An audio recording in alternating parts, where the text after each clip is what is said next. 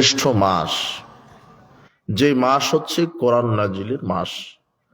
আল্লাহ সুবহানাহু ওয়া তাআলা বলছেন, শাহরু রমাদান আল্লাযী উনজিলা ফীহিল কোরআন। এই মাস হচ্ছে সেই মাস যেই মাসে কোরআনকে নাজিল করা হয়েছে। এটি হচ্ছে কোরআন নাজিলের মাস, এটি হচ্ছে কোরআন অবতীর্ণ হওয়ার মাস। এই মাসে কোরআন অবতীর্ণ করা হয়েছে। রমাদান, আমাদের দেশে রমাদান মাসকে 3 ভাগে ভাগ করা হয়, যেটা ঠিক নয়।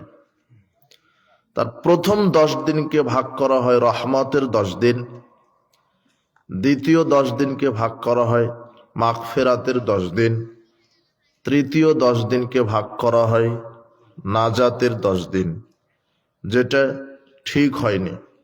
কেন ঠিক হয়নি? রমাদানের প্রথম 10 দিন শুধু রহমত, এই কথা মিথ্যা কথা। আবু হুরায়রা রাদিয়াল্লাহু আনহু বলছেন, রাসূল সাল্লাল্লাহু আলাইহি ওয়াসাল্লাম বলেছেন, ইযা দাখালা রমাদান, যখন রমাদান মাস আসে, যখন রমাদান মাস শুরু হয়, ফুতিহাত আবওয়াবু রাহমা, পুরো রমাদান আল্লাহ রহমতের সব দরজা খুলে দিয়ে রাখেন। তাহলে কি শুধু 10 দিন হলো? হাদিস বুখারী মুসলিমের। তাহলে যারা ভাগ করেছে তারা ভুল করেছে। পুরো রমাদান রহমতের মাস। শুধু 10 দিন, মাঝের 10 দিন ক্ষমা, এরকম নয়। পুরো রমাদান আল্লাহ মানুষকে ক্ষমা করেন। রমাদান মাস যখন আসে, আকাশের দরজা খুলে রাখা হয়, তওবার দরজা খুলে রাখা হয়। এই জন্যই মালিক বিন হুয়াইরিস, তিনি তার পিতা তার দাদা থেকে বর্ণনা করছেন যে সাইদা রাসূলুল্লাহ সাল্লাল্লাহু আলাইহি ওয়াসাল্লাম আল মিম্বারা, রাসূল সাল্লাল্লাহু আলাইহি ওয়াসাল্লাম একদা মিম্বারের ওপরে উঠলেন। ফালাম্মা রাকিয়া আতাবাতান, যখন মিম্বারের প্রথম থাকাতে পা দিলেন, ক্বালা আমিন, বললেন আমিন। ফালাম্মা রাকিয়া উখরা, যখন দ্বিতীয় থাকাতে পা দিলেন মিম্বারের, তখনও বললেন আমিন।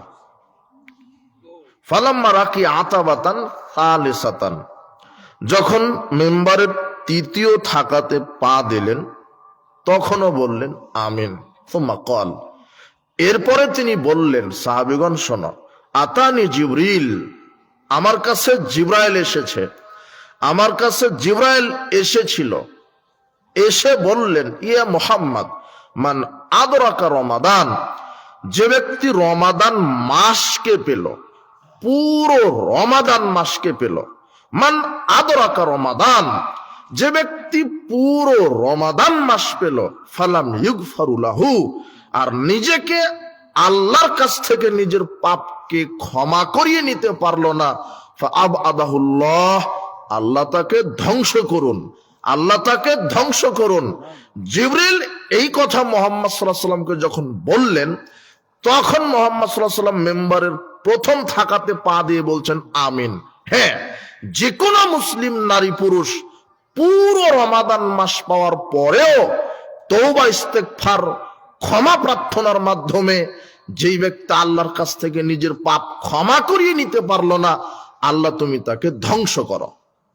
তার মানে বোঝা যাচ্ছে যে পুরো রমাদান মাস আল্লাহ মানুষকে কি করে থাকেন? ক্ষমা করে থাকেন। আর যে ব্যক্তি পুরো রমাদান মাস পেল অথচ নিজের পাপ ক্ষমা করিয়ে নিতে পারলো না, তার ব্যাপারে জিবরাইল বদদোয়া করে বলছেন তাকে ধ্বংস করো। আর আমিন বলছেন কে? মুহাম্মদ সাল্লাল্লাহু আলাইহি ওয়াসাল্লাম। আল্লাহর দয়ার অভাব নেই। আল্লাহ অতীব ক্ষমাশীল, ওয়াহুয়াল গফুরুর রহিম, তিনি অতীব ক্ষমাশীল, তিনি অতীব দয়াবান, তিনি সব সময় প্রস্তুত। রমাদান মাস বিশেষ একটি মাস, রমাদান মাস বিশেষ একটি মাস, যেই মাসে রহমতের দরজা খোলা থাকে, যেই মাসে মাগফিরাতের দরজা খোলা রাখে, যেই মাসে বরকতের দরজা আল্লাহ খোলা রাখেন। তাই তো রমাদান, র মিম দদ তিনটে হরফে রমদুন, রমদুন শব্দ থেকে রমাদান, যার বাংলা হচ্ছে পুড়িয়ে ভৎস করে দেওয়া, পুড়িয়ে ছাই করে দেওয়া। রমাদান মানেই পুড়িয়ে ছাই করে দেওয়া। ঠিক যে কোনো মুসলিম নারী পুরুষ ঈমান নিয়ে নেকির আশায় যদি রমাদানের পুরো মাসটা মূল্যায়ন করতে পারে, আগুন যেমন কাঠকে পুড়িয়ে ছাই করে দেয়, ঠিক রমাদানকে মূল্যায়ন করার কারণে আল্লাহ তার বিগত সব পাপকে ওইভাবে ক্ষমা করে দেন। আবু হুরায়রা রাদিয়াল্লাহু আনহু বলছেন, রাসূল সাল্লাল্লাহু আলাইহি ওয়াসাল্লাম বলেছেন, মান সামা রমাদানা ঈমানান ওয়া ইহতিসাবান গুফিরা লাহু মা তাকাদ্দামা মিন যামবিহি। যে কোনো নারী পুরুষ ঈমান নিয়ে নেকির আশায় যদি রমাদানের সিয়াম রাখে, তাহলে আল্লাহ তার বিগত সব পাপকে ক্ষমা করে দেন। মান কামা রমাদান ঈমানান ওয়া ইহতিসাবান গুফিরা লাহু মা তাকাদ্দামা মিন যামবিহি।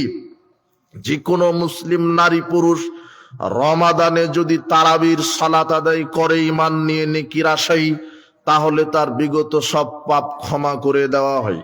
মান কামা লাইলাতুল কদরে ঈমানান ওয়া ইহতিসাবান।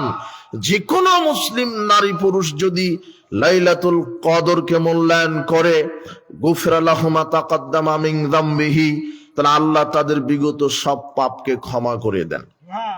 তাহলে সিয়াম, তারাবি, লাইলাতুল কদর, সেটা রমাদানের শেষ দশকের বেজুর রাত 21, 23, 25, 27, 29, 5টি বেজুর রাত।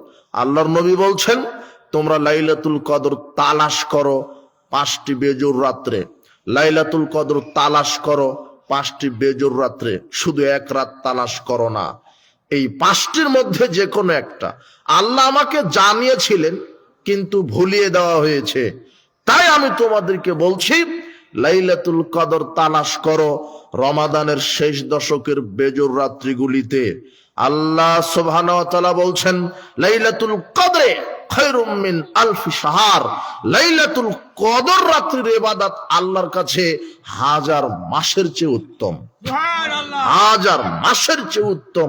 তাই লাইলাতুল কদর তালাশ করতে হবে, আল্লাহর কাছ থেকে পাপ মিটিয়ে নিতে হবে, আল্লাহ সুবহানাহু ওয়া তাআলার নিকটে, তার নিকটে দয়া ভিক্ষা চাইতে হবে, করুণা ভিক্ষা চাইতে হবে। কদরের রাত্রে আপনি আমল করবেন কিভাবে?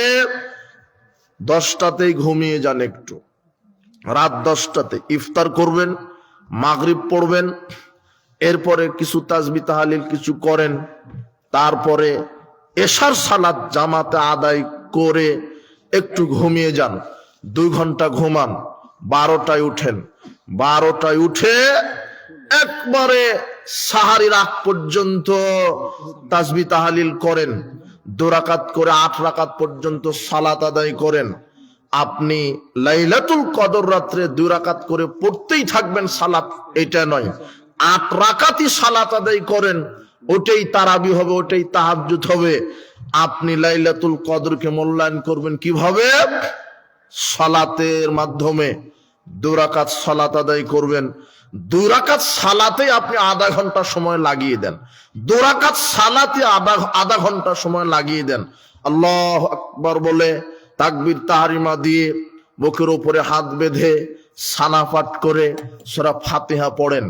এরপরে লম্বা সূরা জানেন না, সূরা বাকারা জানা নাই, ইমরান জানা নাই, সূরা আরাফ জানা নাই, আপনি 2 রাকাত সালাত আধা ঘন্টা কিভাবে পড়বেন? তাহলে আপনি সূরা ফাতিহার পরেই ইখলাস পড়তে থাকেন, 50 বার ইখলাসই পড়েন, 10 মিনিট ইখলাসই পড়তে থাকেন। কথা বুঝেননি মনে হয়? ইখলাসই পড়েন, এখানে 10 মিনিট কেরাত করতে থাকেন। যদি সূরা বাকারা জানেন পড়েন সূরা বাকারা, লম্বা সূরা জানেনই না তাহলে সূরা ইখলাস পড়েন, নাচ পড়েন 20 বার, এখানেই 10 মিনিট লাগিয়ে দেন। এরপর আবার আল্লাহু আকবার বলে রুকুতে যান, বলেন সুবহান রাব্বিয়াল আযীম, সুবহান রাব্বিয়াল আযীম, সুবহান কুদ্দুসুন রব্বুল মালাইকাতি ওয়ার রূহ, সুবহানাকা আল্লাহুম্মা বিহামদিকা আস্তাগফিরুকা ওয়া আতুবু ইলাইক। এইভাবে বলেন। রুকুতে দোয়া করেন, যত দোয়া আছে রুকুতে দোয়া করেন, রুকুর দোয়াগুলি পাঠ করেন। এরপরে সামি আল্লাহু লিমান হামিদা বলেন, রব্বানা লাকাল হামদ হামদান কাসীরান তাইয়্যিবান মুবারাকান ফিহি। এরপরে সিজদায় চলে যান, গিয়ে সুবহান রাব্বিয়াল আলা বলেন 20 বার, 50 বার, 100 বার, 500 বার বলতেই থাকেন। হাদিস থেকে যত দোয়া জানা আছে, কোরআন থেকে যত দোয়া জানা আছে, সেজদাতে দোয়া হিসেবে পাঠ করতে পারবেন। সেজদাতের কোরআন তেলাওয়াত করা নিষেধ, কিন্তু সেজদাতে আপনি দোয়া হিসেবে কোরআন হাদিস থেকে দোয়া পড়বেন। সেজদাতে যদি কোরআন থেকে দোয়া বলেন, রব্বানা আতিনা ফিদ দুনিয়া হাসানাতাও ওয়া ফিল আখিরাতি হাসানাতাও ওয়া কিনা আযাবান নার। সেজদাতে যদি কোরআন থেকে দোয়া পড়তে চান, তাহলে প্রত্যেক দোয়ার পূর্বে আল্লাহুম্মা শব্দটা লাগিয়ে দিবেন। বোঝা গেল না মনে হয়? আল্লাহুম্মা রব্বানা আতিনা ফিদ দুনিয়া হাসানাতাও ওয়া ফিল আখিরাতি হাসানাতাও ওয়া কিনা আযাবান নার। আর হাদিস থেকে যত দোয়া জানেন, সাইয়্যিদুল ইস্তিগফার আপনি পাঠ করেন, তওবার দোয়া আপনি পাঠ করেন। আপনি যত খুশি সেজদাতেই 5 মিনিট ধরে থাকেন। এইভাবে 2 রাকাত সালাত যেন 15-20 আধা ঘন্টা লম্বা হয়। এইভাবে লাইলাতুল কদরকে মূল্যায়ন করতে হবে। বোঝা গেল কি? এইভাবে লাইলাতুল কদর 2 রাকাত সালাতেই আপনি লাগিয়ে দিবেন 20 মিনিট, আধা ঘন্টা, 10 মিনিট। তাহলে দেখবেন যে 8 রাকাত সালাত আদায় করতে করতে সাহারির সময় হয়ে গেছে। মাঝে মাঝে কোরআন পড়তে বসলেন, একটু দেখি এক পারা খতম দেওয়া যায় নাকি আধা ঘন্টায়, কোরআন খতম দেওয়া শুরু করলেন। আর সবচেয়ে ভালো সালাতের মাধ্যমে যারা কোরআনের উপরে দক্ষ, বাকারা সালাতের মধ্যেই পড়ে নেন, তাকবীর তাহরিমা দিয়ে সূরা ফাতিহা পাঠ করে সালাতের মধ্যেই কোরআন তেলাওয়াত করেন। 8 রাকাত সালাত আদায় করে আপনি লাইলাতুল কদরকে মূল্যায়ন করেন। বেশি বেশি তাসবিহ তাহলিল করেন, জিকির আজগার করেন। এইভাবে লাইলাতুল কদরকে মূল্যায়ন করেন। আর সেজদাতে গিয়ে আল্লাহর কাছে বেশি বেশি ক্ষমা চান। আর শেষ বৈঠকে যখন বসলেন, তখন আর হিসাব নেই। কোরআন হাদিস থেকে যত দোয়া জানা আছে, শুধু তাশাহুদ, দরুদ আর মাসুরা পড়ে সালাম ফিরাচ্ছেন কেন? এখানে বলেন রব্বির হামহুমা কামা রাব্বায়ানি সাগীরা, রব্বানা আতিনা ফিদ দুনিয়া হাসানাতাও ওয়া ফিল আখিরাতি হাসানাতাও ওয়া কিনা আযাবান নার। এইভাবে এখানেই দোয়া বলেন, 5-7 মিনিট ধরে দোয়া বলতেই থাকেন। দোয়া বলা যখন শেষ, তখন সালাম ফিরিয়ে দিবেন। এইভাবে যে কোনো সালাতকে মূল্যায়ন করেন। বিশেষ করে লাইলাতুল কদর 1000 বছর ইবাদত করলে যত নেকি হবে, লাইলাতুল কদরকে মূল্যায়ন করলে তার চাইতে বেশি নেকি হবে। এই জন্য আল্লাহর নবী বলছেন, ঈমান নিয়ে নেকির আশায় যারা লাইলাতুল কদরকে মূল্যায়ন করলো, আল্লাহ তাদের বিগত সব পাপ ক্ষমা করে দিবেন। এটাই হলো রমাদান। রমাদান মাসকে মূল্যায়ন করতে হবে। আবু হুরায়রা রাদিয়াল্লাহু আনহু বলেন, রাসূল সাল্লাল্লাহু আলাইহি ওয়াসাল্লাম বলেছেন, ইযা কানা আউয়ালু লাইলাতিন মিন শাহর রমাদান, যখন রমাদান মাসের প্রথম রাত্রিটা আসে, যখন রমাদান মাসের প্রথম রাত্রিটা আসে, সুফিদাতিশ শায়াতিন, শয়তানকে বন্দী করা হয়, ওমারাদাতুল জিন্নে, অবাধ্য যত জিন আছে সবাইকে শৃঙ্খলাবদ্ধ করা হয়। ফতিহাত আবওয়াবুল জান্নাহ, রমাদান আসার সাথে সাথে জান্নাতের 8টি দরজা খুলে দেওয়া হয়। লাম ইউগলাক মিনহা বাব, জান্নাতের দরজা আর বন্ধ করা হয় না। গুল্লিকাত আবওয়াবুন নার, আর জাহান্নামের দরজা বন্ধ করে দেওয়া হয়। লাম ইফতা মিনহু বাব, আর জাহান্নামের দরজা খোলা হয় না। রমাদান আসার সাথে সাথেই অবাধ্য জিন শয়তানকে বন্দী করে দেওয়া হয়। রমাদান আসার সাথে সাথেই জান্নাতের 8টি দরজা খুলে দেওয়া হয়। রমাদান আসার সাথে সাথেই জাহান্নামের সব দরজা বন্ধ করা হয়। ইউনাদি মুনাদিন, একজন আহ্বায়ক থাকেন রমাদান মাসে।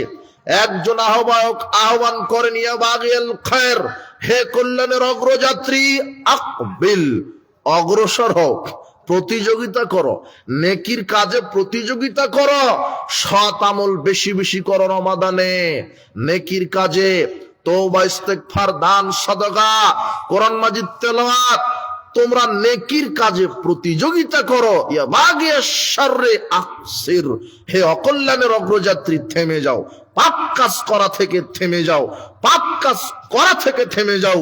রমাদান মাস এমন একটা মাস, রমাদান মাস এমন একটা মাস, কিসের শেষের 10 দিন আল্লাহ নাজাত দেন, ওটা মিথ্যা কথা। আল্লাহর নবী বলছেন ওয়ালিল্লাহি উতাকাউ মিনান নার যালিকা কুল্লা লাইলাতিন, রমাদানের 30টা রাত্রিতেই আল্লাহ বহু জাহান্নামী মানুষকে মুক্তি করে জান্নাতে প্রবেশ করান। এটা প্রত্যেক রাতেই ঘটে, শুধু রমাদানের শেষ 10 দিন নয়, প্রত্যেক রাত্রেই ঘটে। বহু মানুষকে জাহান্নাম থেকে মুক্তি দান করে জান্নাতে প্রবেশ করান, রমাদানের প্রত্যেক মাসেই ঘটে।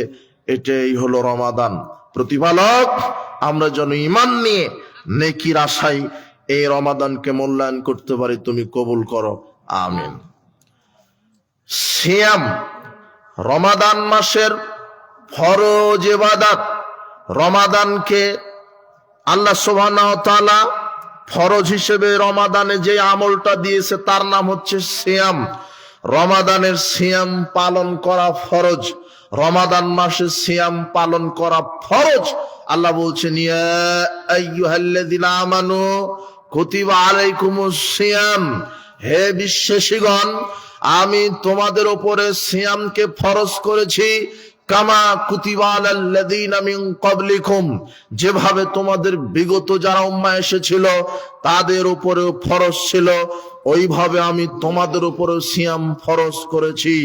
রমাদানের সিয়াম রাখা ফরজ, বাকি 11 মাস যে নফল সিয়াম আছে, রাখলে নেকি আছে, প্রতিদান আছে, না রাখলে যে কাবিরা গুনাহগার হবেন, পাপী হবেন, এরকম নয়। নফল সিয়াম রাখলে প্রতিদান আছে, না রাখলে যে পাপ হবে, এরকম নয়। কিন্তু রমাদানের সিয়াম ফরজ, যে রমাদানের সিয়াম রাখবে না সে কাবিরা গুনাহগার হবে, তার থাকার জায়গা হবে জাহান্নাম।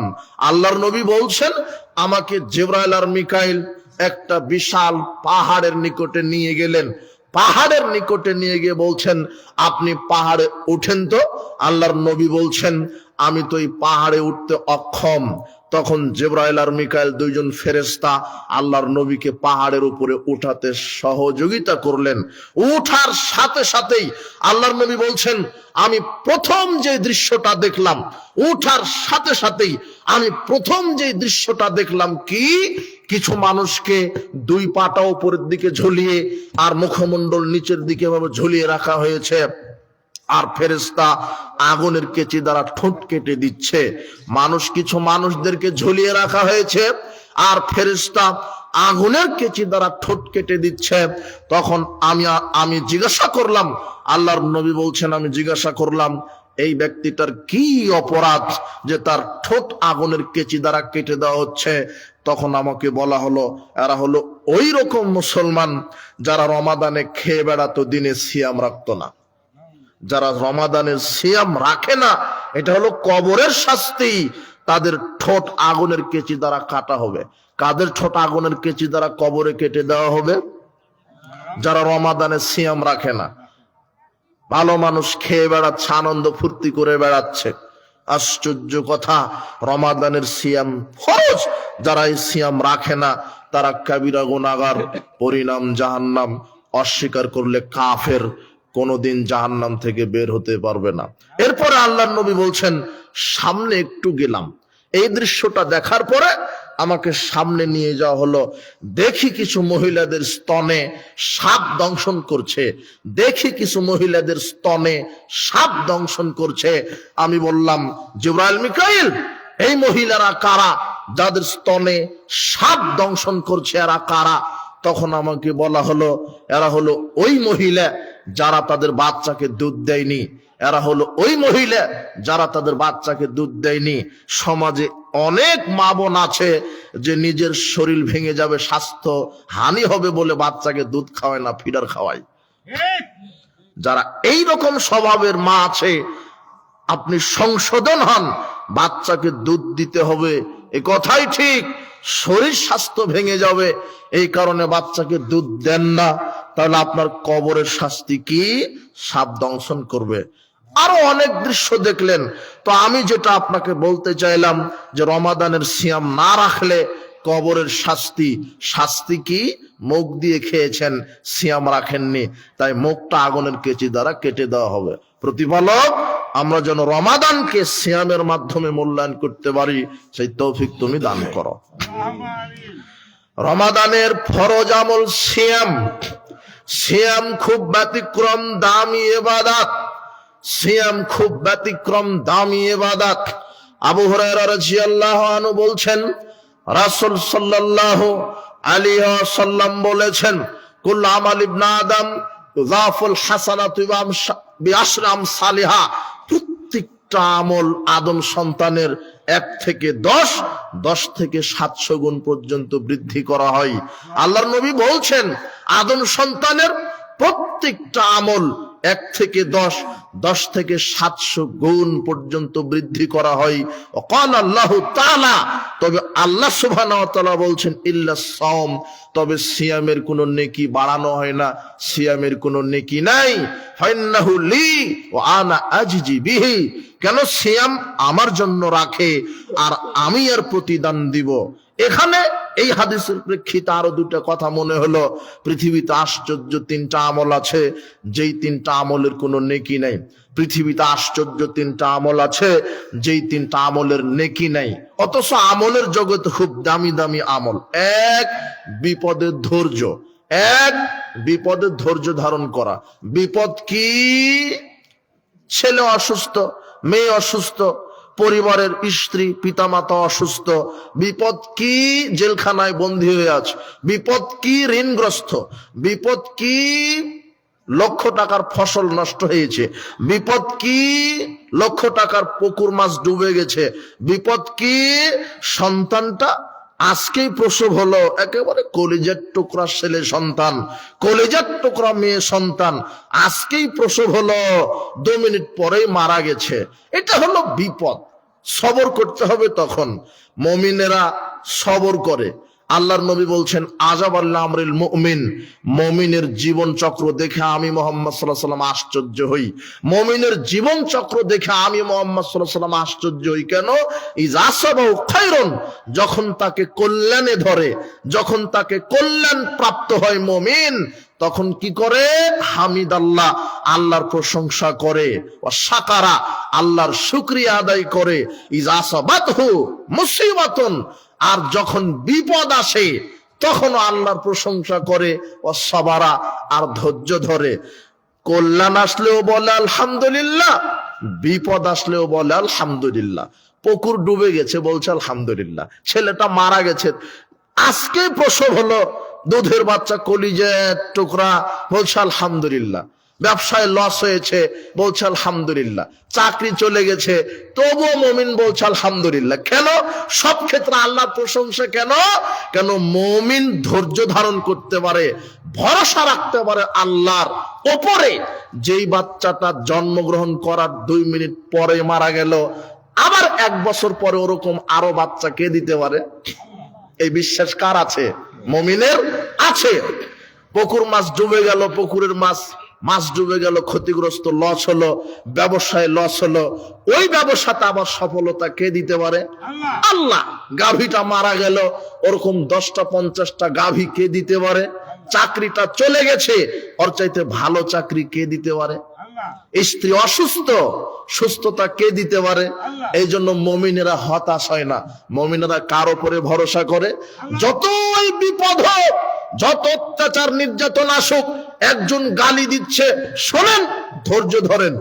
মানুষের কাছে প্রতিশোধ নিবেন না, প্রতিশোধ নিবেন না, রাগকে সংবরণ করবেন।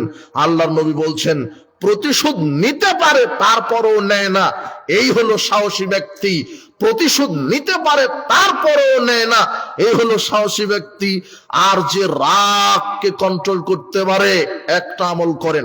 আল্লাহর নবী বলছেন, একজন ব্যক্তি আমার কাছে এসে বলছেন, আল্লাহর নবী আউসিনি, আমাকে উপদেশ দেন, আমাকে উপদেশ দেন। একবার বললেন, আল্লাহর নবী বলছেন লা তাকযাব, রাগ করো না। আল্লাহর নবীকে আবার বলছেন, আল্লাহর নবী আমাকে উপদেশ দেন, রাগ করো না। এভাবে যতবারই বলছে লোকটা, ততবারই আল্লাহর নবী বলছেন রাগ করো না, রাগ করো না।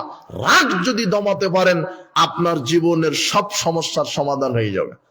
রাগকে চেক দিতে পারলে, রাগের উপর ভিত্তি করে মারামারি, রাগের উপর ভিত্তি করে প্রতিশোধ, রাগের উপরে ভিত্তি করে তালাক।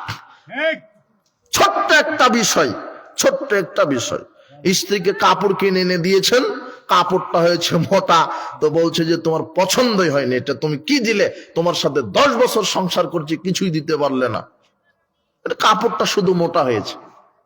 অথচ আদর্শ স্ত্রী হলে বলতো ঠিক আছে আলহামদুলিল্লাহ, যা এনে দিয়েছ, সামর্থ্যে যা কুলিয়েছে, এটাতে আলহামদুলিল্লাহ। স্বামীর শুকরিয়া যে স্ত্রী আদায় করে, ওই স্ত্রীর জন্য আল্লাহ জান্নাতের 8টি দরজা খুলে দেন। অথচ ওই সময়তে শয়তান বলবে ঠিকই তোর স্বামী তোকে ভালো জিনিস কিনে দেয় না, তালাক চা, ঝগড়া কর। শয়তান খালি খোঁচাতে থাকবে। তখন এর আগে স্ত্রী বলছে তোর ভাতই খাবো না, অথচ কেস একটা কাপড়ের সাথে। কথা বুঝেননি মনে হয় কথা, খালি ঘোটাতে থাকবে। রাগ, এই জন্য রাগ কন্ট্রোল করবেন। আপনিও রাগ করবেন না। ভাত খেতে বসেছেন, ভাতে চুল পেয়েছেন, তরকারিতে লবণ কম হচ্ছে, গুস্তি সহ গালি দেয়, তোর মা তোকে কিছুই শিখায়নি। আপনার স্ত্রী দুটা কথা শুনিয়ে দিলে, তখন শয়তান আপনাকে বলছে ওর 14 গোষ্ঠীকে তালাক দে। তখন আপনি বলছেন তুই তালাক, তোর বাপ মা তালাক, তোর 14 গোষ্ঠী তালাক। এই যে রাগ, রাগ কন্ট্রোল করবেন। কথা বুঝেননি মনে হয়। রাগ কন্ট্রোল করলে আপনি বিজয় হবেন। আল্লাহর নবী বলছেন যে রাগ কন্ট্রোল করতে পারে, আল্লাহ তাকে জান্নাতের সুন্দরী হুরের সাথে বিবাহ দিয়ে দিবেন। এটা আল্লাহর নবীর মুখের কথা। রাগ কন্ট্রোল করেন, বিপদে ধৈর্য ধারণ করেন। যতই বিপদ হোক, ছেলে সন্তান অসুস্থ, স্ত্রী অসুস্থ, কেস, হত্যার মামলা, আপনার যত মামলা আছে, ঋণগ্রস্ত, বিপদ, অপরজন গালি দিচ্ছে, একজন গালি দিচ্ছে আপনি দিবেন না, একজন গালি দিচ্ছে আপনি দিবেন না। আবু বকর সিদ্দিক রাদিয়াল্লাহু আনহু বলছেন যে আমাকে একজন ব্যক্তি অকথ্য ভাষায় গালি দিচ্ছিল, তো আমি নিশ্চুপ ভাবে শুনছিলাম, আর পাশে বসেছিলেন মুহাম্মদ সাল্লাল্লাহু আলাইহি সাল্লাম।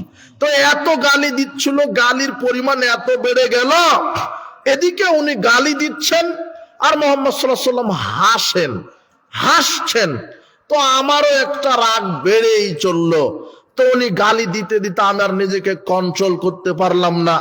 আমিও যখন পাল্টা গালি দিতে লাগলাম, তখন মুহাম্মদ সাল্লাল্লাহু আলাইহি সাল্লাম উঠে চলে যাচ্ছেন।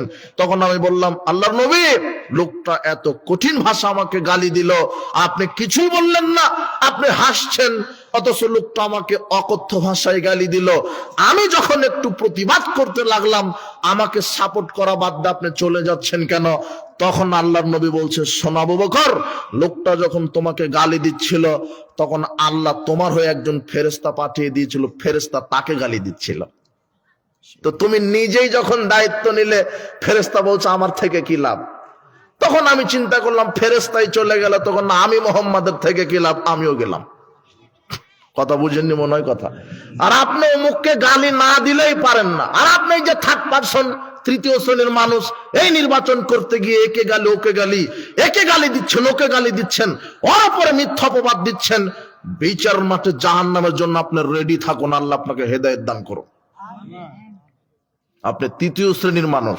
দেখেন না, এই গণতন্ত্র অভিশাপ, যে যখন মাঠ পাচ্ছে, মাইক পাচ্ছে, তখন অমুকের বিরুদ্ধে গীবত করছে। ভোট পেতে হবে, গীবত না করলে তো ভোট পাওয়া যাবে না। অমুককে গালি না দিলে তো আর নেতা হওয়া যাবে না। এই গণতন্ত্রের ভিত্তি মিথ্যা, এর ফাঁদে পা দিবেন না, পরকাল হারাবেন। এটা ইহুদি খ্রিস্টানের পক্ষ থেকে মুসলমানের জন্য অভিশাপ। এর পাশে থাকা যাবে না, এর সাথে থাকা যাবে না। আশ্চর্য কথা, আপনি মুসলিম, আপনি আরেকজনকে গালি দেন, অমুকের বদনাম করেন, মানে বিচার মাঠে গীবতের, গালির, এগুলির লোড সামলাতে পারবেন না। নেকির চাইতে পাপের ক্ষমতা বেশি, নেকির চাইতে পাপের ক্ষমতা বেশি। দেখাই আল্লাহর নবীকে বলছেন, আল্লাহর নবী, অমুক মহিলা সম্পর্কে আমি জানি, অমুক মহিলা সম্পর্কে আমি জানি কি অমুক মহিলা খুব বেশি সালাত আদায় করে, খুব বেশি মানে 5 ওয়াক্ত তো করে তাহাজ্জুদও পড়ে, এটা হলো খুব বেশি সালাত। কথা বুঝেননি মনে হয়।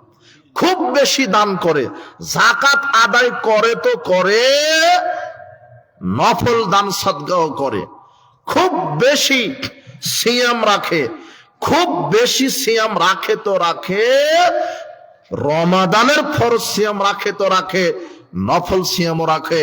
না হলে লোকটা বলতেন না আল্লাহর নবী লোকটা খুব বেশি বেশি সালাত আদায় করে। লোক মানে মহিলা, মহিলাটি বেশি বেশি সালাত আদায় করে, মহিলা বেশি বেশি তাহাজ্জুদ পড়ে, মহিলা বেশি বেশি দান সদকা করে, অমুক মহিলা বেশি বেশি সিয়াম রাখে। তবে গারান্নাহা তুজি জিরানাহা বিলিসানিহা, তবে মহিলাটার একটা স্বভাব আছে, একটা স্বভাব কি, এই জিহ্বা দ্বারা, এই মুখ দ্বারা প্রতিবেশীকে কষ্ট দেয়, গালি দেয়, গীবাত করে, অপবাদ দেয়, অভিশাপ দেয়। মহিলার একটা স্বভাব খারাপ, ইবাদত করে খুব বেশি বেশি, সব ইবাদত করে, কিন্তু একটা স্বভাব খারাপ, এই মুখের পাপ করে, গীবাত করে, প্রতিবেশীর সাথে ঝগড়া করে। আল্লাহর নবী বলছেন হিয়া ফিন্নার, মহিলার থাকার জায়গা জাহান্নাম। কোথায় থাকার জায়গা? তাহলে ওর সালাত সিয়াম হজ যাকাত সব একদিকে রাখেন, আর গীবতের পাপ একদিকে, ওদিকে সব নেকি এদিকে পাপ। তাহলে নেকির চাইতে কার ক্ষমতা বেশি হলো? পাপের। একটা পাপ, শুধু শুধু মুখের পাপ। ওদিকে সালাতের নেকি আছে, সিয়ামের নেকি আছে, যাকাতের নেকি আছে, সাধারণ দানের নেকি আছে। কেউ পারছে না গীবতের পাপের সাথে। কথা বুঝেননি মনে হয়। আর আপনি হাজী সাহেব আসর সালাত আদায় করে চায়ের দোকানে অমুক নেতার বদনাম করলেন, হজ এয়ারপোর্টেই যায়নি, কাবা ঘর বহুদূরের কথা। মানুষের গীবত করছেন কেন? এইভাবে ইহুদি খ্রিস্টানের নীতিকে মেনে নিয়ে আপনি এইভাবে দেশ দখলের, মানুষ আক্রমণের, হত্যা, গুম, দুর্নীতি এর ফাঁদে পা দিচ্ছেন কেন? সাবধান, মানুষের উপরে, জাতির উপর আপনি বোঝা হবেন না। মানুষকে নির্যাতন করে, নিষ্পেষণ করে, মানুষের উপর অত্যাচারী হয়ে, জালেম হয়ে, স্বৈরাচারী হয়ে আপনি বেঁচে থাকার চেষ্টা করেন না। ফেরাউন টিকতে পারেনি, 400 বছর ক্ষমতায় ছিল, তারপরে ডুবে মরতে হয়েছে। আদ সামুদ টিকতে পারেনি। আদ সামুদ এত শক্তিশালী, আল্লাহ কোরআনে বলছেন মানাসাদ্দু মিন্না কুয়া। আদ সামুদ এত শক্তিশালী ছিল, তারা শক্তির বলে স্ফীত হয়ে অহংকারে, দাম্ভিকতায় বলেছিল আমরা আল্লাহর চেয়ে শক্তিশালী। মাত্র কয়েক সেকেন্ড সময়ে আকাশ থেকে একেবারে আগুন এসে একেবারে পুড়িয়ে বার্গার করে ফেলেছিল আদ সামুদ। যার অত্যাচার যত বেশি, আল্লাহ তাকে সময় তত কম দিয়েছে। আদ সামুদের খুব অত্যাচার ছিল, কয়েক সেকেন্ড সময়। ফেরাউনের আর একটু কম অত্যাচার ছিল, তাই তার সময় পেয়েছে ওই 1 থেকে 1.5 মিনিট। মানে ডুবতে, পানি খেতে আর পটকা মাছ হতে যত দেরি, 1 থেকে 1.5 মিনিট। আর তোমার নেত্রী সময় দিয়েছিল 45 মিনিট। তুমি আবার ওই কাতারেই নেমেছ। তুমি আবার বলছো আর 16-17 বছর খেয়েছে, আমি খাবো না, তাই তুমি চাঁদাবাজি শুরু করে দিয়েছ। কাপুরুষ, আল্লাহ যদি তোমাকে ধরে 45 মিনিট কেন 45 সেকেন্ড সময় পাবা না, মনে রেখো। আল্লাহ এখনো আছে। চাঁদাবাজি ছাড়ো, দুর্নীতি ছাড়ো, স্বৈরাচার হয় না। আশ্চর্য কথা, তুমি ক্ষমতায় যাওনি, তাতেই তুমি লাঠিয়াল বাহিনীকে ব্যবহার করে মানুষের উপর নির্যাতন করো। বিচার তোমারও একদিন হবে ইনশাআল্লাহ, তুমি মনে রাখো। উপস্থিত বৈঠকের মুসলিম দিনী ভাই বোন, বিপদে ধৈর্য ধারণ করেন। একজন গালি দিচ্ছে, আপনি গালি দিবেন না, প্রতিশোধ নিবেন না, ধৈর্য ধারণ করেন। যদি এই সমস্ত বিপদে ধৈর্য ধারণ করতে পারেন, তখন আল্লাহ বলবেন লামারদালাকা সাওয়াবান, এই তুমি এতগুলি বিপদেও ধৈর্য ধারণ করেছো, হে আমার আদমের সন্তান, তুমি এত বড় বড় বিপদে ধৈর্য ধারণ করেছো, তোমাকে তো আমি আল্লাহ নেকি দিয়ে সন্তুষ্ট হব না, আমি তোমাকে সরাসরি আজকে জান্নাত দিয়ে সন্তুষ্ট হলাম। তাহলে ধৈর্যের কোনো নেকি নাই, প্রতিদান সরাসরি কি? জান্নাত। 3টা আমল আছে, যেই 3টা আমলের নেকি নাই। 1 ধৈর্য, ধৈর্যের নেকি নাই, সরাসরি পুরস্কার কি? 2 কবুল হজ, আল হজ্জুল মাবরুর লাইসা লাহু জাযা। আল্লাহর নবী বলছেন কারো হজ যদি আল্লাহ কবুল করে, আল্লাহ তাকে নেকি দিয়ে সন্তুষ্ট হবে না, কবুল হজের প্রতিদান সরাসরি জান্নাত। তিন হলো আজকের আলোচনা। কি বলেন তো? সিয়াম। সিয়ামের কোনো নেকি নাই। আল্লাহ নবী বলছেন সিয়াম, আল্লাহ বলছেন যে সিয়াম আমার জন্য রাখে, আমি আর প্রতিদান দিব। সিয়াম আমার জন্য রাখে, আমি আর প্রতিদান দিব। কেন? ইয়াদাত শাওয়াত তামাহু মিন আজলি, সায়েম যে সিয়াম রেখেছে সে আমাকে ভয় করে, সে আমাকে ভয় করে সারা দিন কিছু খায়নি, কিছু পান করেনি, কোনো পাপ করেনি। প্রবৃত্তি চেয়েছিল জেনা করতে, প্রবৃত্তি চেয়েছিল মদ পান করতে, প্রবৃত্তি চেয়েছিল মিথ্যা কথা বলতে, প্রবৃত্তি চেয়েছিল যে এক গ্লাস পানি খায়, কিন্তু আমার হুকুম না হওয়া পর্যন্ত খায়নি। আমাকে ভয় করে সিয়াম রেখেছে, তাই আমি আর পুরস্কার দিব।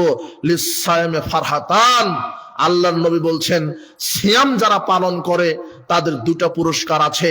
সিয়াম যারা পালন করে তাদের দুটা পুরস্কার আছে। ইনদা ফিতরিহি, এক ইফতারের সময় যখন সায়েম ইফতার করতে বসে, সামনে কত খাবার, পেঁয়াজু, সামোচা, ছোলা, এরপরে জিলাপি, এরপরে কি শরবত, আঙ্গুর, কমলা, বেদেনা, আপেল, কত কি খাবার, খেজুর, তরমুজ, সব খাদ্য, বিরিয়ানি, মুরগির রোস্ট সব আছে, কিন্তু এখনো 20 মিনিট বাকি। খেলে খেতে পারে, কিন্তু কার ভয়ে খাচ্ছে না? আল্লাহর ভয়ে। আর ওই সময়তে কখন সময় হবে তাহলে খাবো, ওই সময়তে যে সায়েমের যে অনুভূতি, এটা অনুভূতি বোঝানোর ভাষা পৃথিবীতে নাই। এই জন্য আল্লাহর নবী বলছেন যে সবচেয়ে আনন্দের মুহূর্ত দুইটা সায়েমের, এক ইফতারের সময়, দুই লিকাই রাব্বিহি, জান্নাতে আল্লাহকে সরাসরি দেখার সময়।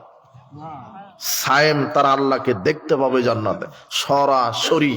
যে আল্লাহর জন্য আপনি এত হজ যাকাত তাহাজ্জুদ আদায় করছেন, দান খায়রাত করছেন, এত কষ্ট করে পাপ থেকে নিজেকে ঠেকিয়ে রেখেছেন, নিজের প্রবৃত্তিকে পাপ থেকে ঠেকিয়ে রেখেছেন আল্লাহর ভয়ে। যে আল্লাহর ভয়ে এত কিছু করলেন। হে যুবক, তুমি আল্লাহকে ভয় করো, মাদকতা, গান বাজনা, জেনা, জাহেলিয়াত থেকে বেঁচে থাকো, সালাত আদায় করো। তুমি মসজিদমুখী হও, তুমি মন্দিরমুখী হও না, তুমি মসজিদমুখী হও। তুমি বাজারমুখী হও না, মসজিদমুখী হও। গানের আড্ডামুখী হও না, মসজিদমুখী হও। তুমি মানুষের তৈরি করা কোনো মতবাদমুখী হও না, জাহেলিয়াতকে কবর দাও, আল্লাহর জন্য নিজের জীবনকে বিলিয়ে দাও। তোমার চোখ, তোমার হাত, তোমার মেধা, তোমার প্রজ্ঞা, তোমার শক্তি, তোমার রক্ত আল্লাহর দেওয়া এক একটা নিয়ামত। এই নিয়ামতকে তুমি আল্লাহর রাস্তায় ব্যয় করো। তুমি মুহাম্মদ সাল্লাল্লাহু আলাইহি ওয়াসাল্লামের আদর্শে নিজেকে গড়ো। তুমি পৃথিবীর কোনো মানুষের আদর্শে মানুষ চলতে পারে না। একজন ব্যক্তি আদর্শের প্রতীক, যে কোনো ব্যক্তির জন্য একজন মানুষ আদর্শের প্রতীক, যার নাম মুহাম্মদ সাল্লাল্লাহু আলাইহি ওয়াসাল্লাম। আয় যুবক, তোমাকে বলছি, তুমি মুহাম্মদ সাল্লাল্লাহু আলাইহি ওয়াসাল্লামের আদর্শে নিজেকে গড়ো, আল্লাহর ইবাদত করো। যে আল্লাহর জন্য তুমি আজকে সেকুলার ন্যাশনালিজম, কমিউনিজম, ইহুদি খ্রিস্টানের তৈরি করা বস্তা বস্তা মতবাদকে ছেড়ে দাও, আল্লাহকে ভয় করো। তুমি সালাত আদায় করো, মসজিদমুখী হও, তুমি আল্লাহ অভিমুখী হও, পরকালমুখী হও। তুমি যেই আল্লাহর জন্য এগুলি পাপের কাজ ছেড়ে দিয়ে আল্লাহর ইবাদত করবে, আজকে তুমি আল্লাহকে দেখতে পাচ্ছ না, কিন্তু জান্নাতে আল্লাহ তোমার সাথে সরাসরি আল্লাহ সাক্ষাৎ করবে। সুবহানাল্লাহ। তোমাকে সাক্ষাৎ করা লাগবে না, তোমার সাথে কে সাক্ষাৎ করবে? হাদিস এইভাবে এসেছে, আল্লাহ বিচার জান্নাতে জান্নাতীদেরকে বলবেন, হেই তোমাদের কি আর কিছু লাগবে? তখন জান্নাতীরা বলবে, আল্লাহ আলাম তুবাইয়িজ বুজুহানা, আপনি তো আমাদের মুখমণ্ডল উজ্জ্বল করে দিয়েছেন, আপনি তো আমাদেরকে জান্নাত দিয়েছেন, আপনি তো আমাদেরকে জাহান্নাম থেকে মুক্ত করেছেন, আর কি চাইবো? তখন আল্লাহ বলবেন, না ওলা দেইনা মাজিদ, আমার কাছে আরো বেশি আছে, আমার কাছে আরো বেশি আছে। ফায়ারফুল হিজাব, তখন আল্লাহ নিজের সামনে থেকে আল্লাহর পর্দা সরিয়ে ফেলবেন, তখন জান্নাতীরা সরাসরি আল্লাহকে সশরীরে দেখতে পাবেন। কথা বুঝনি? আল্লাহ সাক্ষাৎ দিবেন। তাহলে সেই আল্লাহর ইবাদত করো, জাহেলিয়াতকে কবর দাও, ইসলামের আদর্শ, ইসলামের ছায়া তলে থাকো। উপস্থিত বৈঠকের মুসলিম দিনী ভাই বোন, বলছিলাম সিয়াম সম্পর্কে আল্লাহর নবী বলছেন, যারা সায়েম তাদের জন্য দুটা পুরস্কার, এক ইফতারের সময়, দুই নম্বর কি আল্লাহকে জান্নাতে সরাসরি সাক্ষাতের সময়। এরপর আল্লাহ নবী বলছেন ওয়ালা খালুফু ফামিস সায়েম ইনদাল্লাহি আতিয়াবু ইনদাল্লাহি রিহুল মিস্ক। সায়েমের যে মুখের গন্ধটা, এটা আল্লাহর কাছে মিস্কের আম্বারের চাইতে বেশি সুগন্ধিময়। সায়েমের যে মুখের গন্ধটা, এটা আল্লাহর কাছে মিস্কের চেয়ে বেশি সুগন্ধিময়। আল্লাহ নবী বলছেন সাওমু জান্নাহ, সিয়াম হলো ঢাল, সিয়াম হলো জাহান্নাম থেকে বাঁচার দুর্গ, ঢাল। কানা ইযা ইয়াউমি সুনাহাদিকুম, কাজেই তোমরা যারা সিয়াম থাকবে ফালা ইয়ারফুস ওয়ালা ইয়াসখাব, কেউ যেন অশ্লীল কথা না বলে, কেউ যেন মানুষের সাথে ঝগড়া না করে।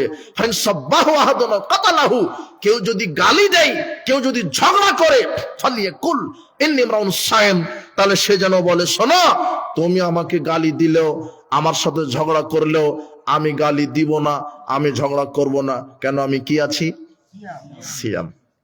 সিয়াম মানে বিরত থাকা। সিয়াম মানে বিরত থাকা মানে শবে সাদিক থেকে নিয়ে সূর্য ডোবা পর্যন্ত যাবতীয় খানা পিনা পানাহার যৌন কামিতা থেকে নিজেকে কন্ট্রোলে রাখার আরবি নাম কি? সিয়াম। কাকে ভয় করে? আল্লাহকে ভয় করে। উপস্থিত বৈঠকের মুসলিম দিনী ভাই বোন, সিয়াম সম্পর্কে দুটা হাদিস, এরপর আমরা সাহারি, এরপরে ইফতার, এরপরে অন্যান্য মাসলা মাসালা আমরা যাব। এক, আল্লাহ সুবহানাহু ওয়া তাআলার নবী মুহাম্মদ সাল্লাল্লাহু আলাইহি সাল্লাম বলছেন, আব্দুল্লাহ ইবনে আমর রাদিয়াল্লাহু আনহু বলছেন, রাসূল সাল্লাল্লাহু আলাইহি ওয়াসাল্লাম বলেছেন, কি বললেন? আসিয়ামুল কোরআন ইয়াশফাআন লিল আবদে, সিয়াম আর কোরআন বিচারের মাঠে বান্দাদের জন্য সুপারিশ করবে। সিয়াম আর কোরআন বিচারের মাঠে বান্দাদের জন্য সুপারিশ করবে। ইয়াকুলু সিয়াম, সিয়াম বলবে আয়া রব মানাতু তাম বিন নাহারে, মানাতু তাম ওয়াশাওয়াতা বিন নাহারে, আমি এই ব্যক্তিকে দিনে কিছু খেতে দিইনি আর প্রবৃত্তি অনুযায়ী চলতে দিইনি। ফাশাফিনি ফিহি, কাজে আমার সুপারিশ এই ব্যক্তির জন্য কবুল করো। ইয়াকুলুল কোরআন, কোরআন বলবে আয়া রব মানাতুহু নাওমা বিল্লাইল, আমি এই লোকটাকে ঘুমাতে দিইনি, রাত জেগে কোরআন পড়েছে, পড়তে আছে, রাত জেগে পড়তে আছে, রাতে 2-3-4 ঘন্টা ঘুমায়, 3 ঘন্টা ঘুমায়, রাত জেগে আমাকে পড়ে, কোরআন পড়ে, কাজেই এই ব্যক্তির জন্য আমার সুপারিশ কবুল করো। তখন আল্লাহ বলবেন ঠিক আছে সিয়াম, ঠিক আছে কোরআন, তোমাদের দুজনেরই সুপারিশ কবুল করা হলো। যারা সিয়াম রেখেছে, যারা নিয়মিত কোরআন তেলাওয়াত করেছে, আমি তাদেরকে তোমাদের সুপারিশ কবুল করে তাদেরকে জান্নাতে প্রবেশ করালাম। তাহলে সিয়াম বিচারের মাঠে কথা বলবে, বিচারের মাঠে 4টা জিনিস কথা বলবে, বিশেষ 4টা জিনিস আপনার পক্ষে সুপারিশ করবে। এক, হাজরা আসওয়াদ, যারা হজ করতে গিয়ে হাজরা আসওয়াদকে চুমা দিয়েছেন বা ইশারা করেছেন, হাজরা আসওয়াদকে বিচার মাঠে এমন অবস্থায় উঠাবেন যার 2টা চোখ থাকবে, চোখ দিয়ে হাজিদেরকে দেখবে, যার মুখ থাকবে, মুখ দিয়ে কথা বলবে, আল্লাহকে বলবে আল্লাহ ওই যে হাজি সাহেব, ও আমাকে চুমা দিয়েছিল, ও আমাকে ইশারা করে চুমা দিয়েছিল, কাজে ওর হজ কবুল হয়েছে, ওকে ক্ষমা করেন। হাজরা আসওয়াদের সুপারিশ কবুল করে হাজি সাহেবকে জান্নাত দিয়ে দিবেন। 2, হাতের আঙ্গুল, আল্লাহর নবী বলছেন ডান হাতের আঙ্গুলের তাসবিহ পাঠ করো, ডান হাতের আঙ্গুলের তাসবিহ পাঠ করো। তসবিহ দানাতে তসবিহ পাঠ করা বিদআত, তসবিহ দানাতে তসবিহ পাঠ করা বিদআত। এখন আবার বলা হচ্ছে যে শিরক। কেন শিরক? ওই যে মুরব্বী সাহেব, হাজী সাহেব, ওই মাছ বাজারেও মাছ কিনতে গিয়ে তসবিহ টিপছে, মানে মানুষকে দেখানো আমল। ও মনে করছে যে মানুষ জানুক যে আমি বড় তাসবিহ পাঠ করি। অন্তরে যদি লোক দেখানো আমল থাকে, লোক দেখানো আমল হলো শিরক, ছোট শিরক। লোক দেখানো আমল কি? ছোট শিরক। তসবিহ দানাতে তসবিহ পাঠ করা বিদআত। কেন? আল্লাহর নবী নিজে করেননি, করতে বলেননি। আল্লাহর নবী যা করেননি ইবাদত আকারে, সেটা করা হলো বিদআত। আল্লাহর নবী কি বলেছেন? তোমরা ডান হাতের আঙ্গুলের তাসবিহ পাঠ করো।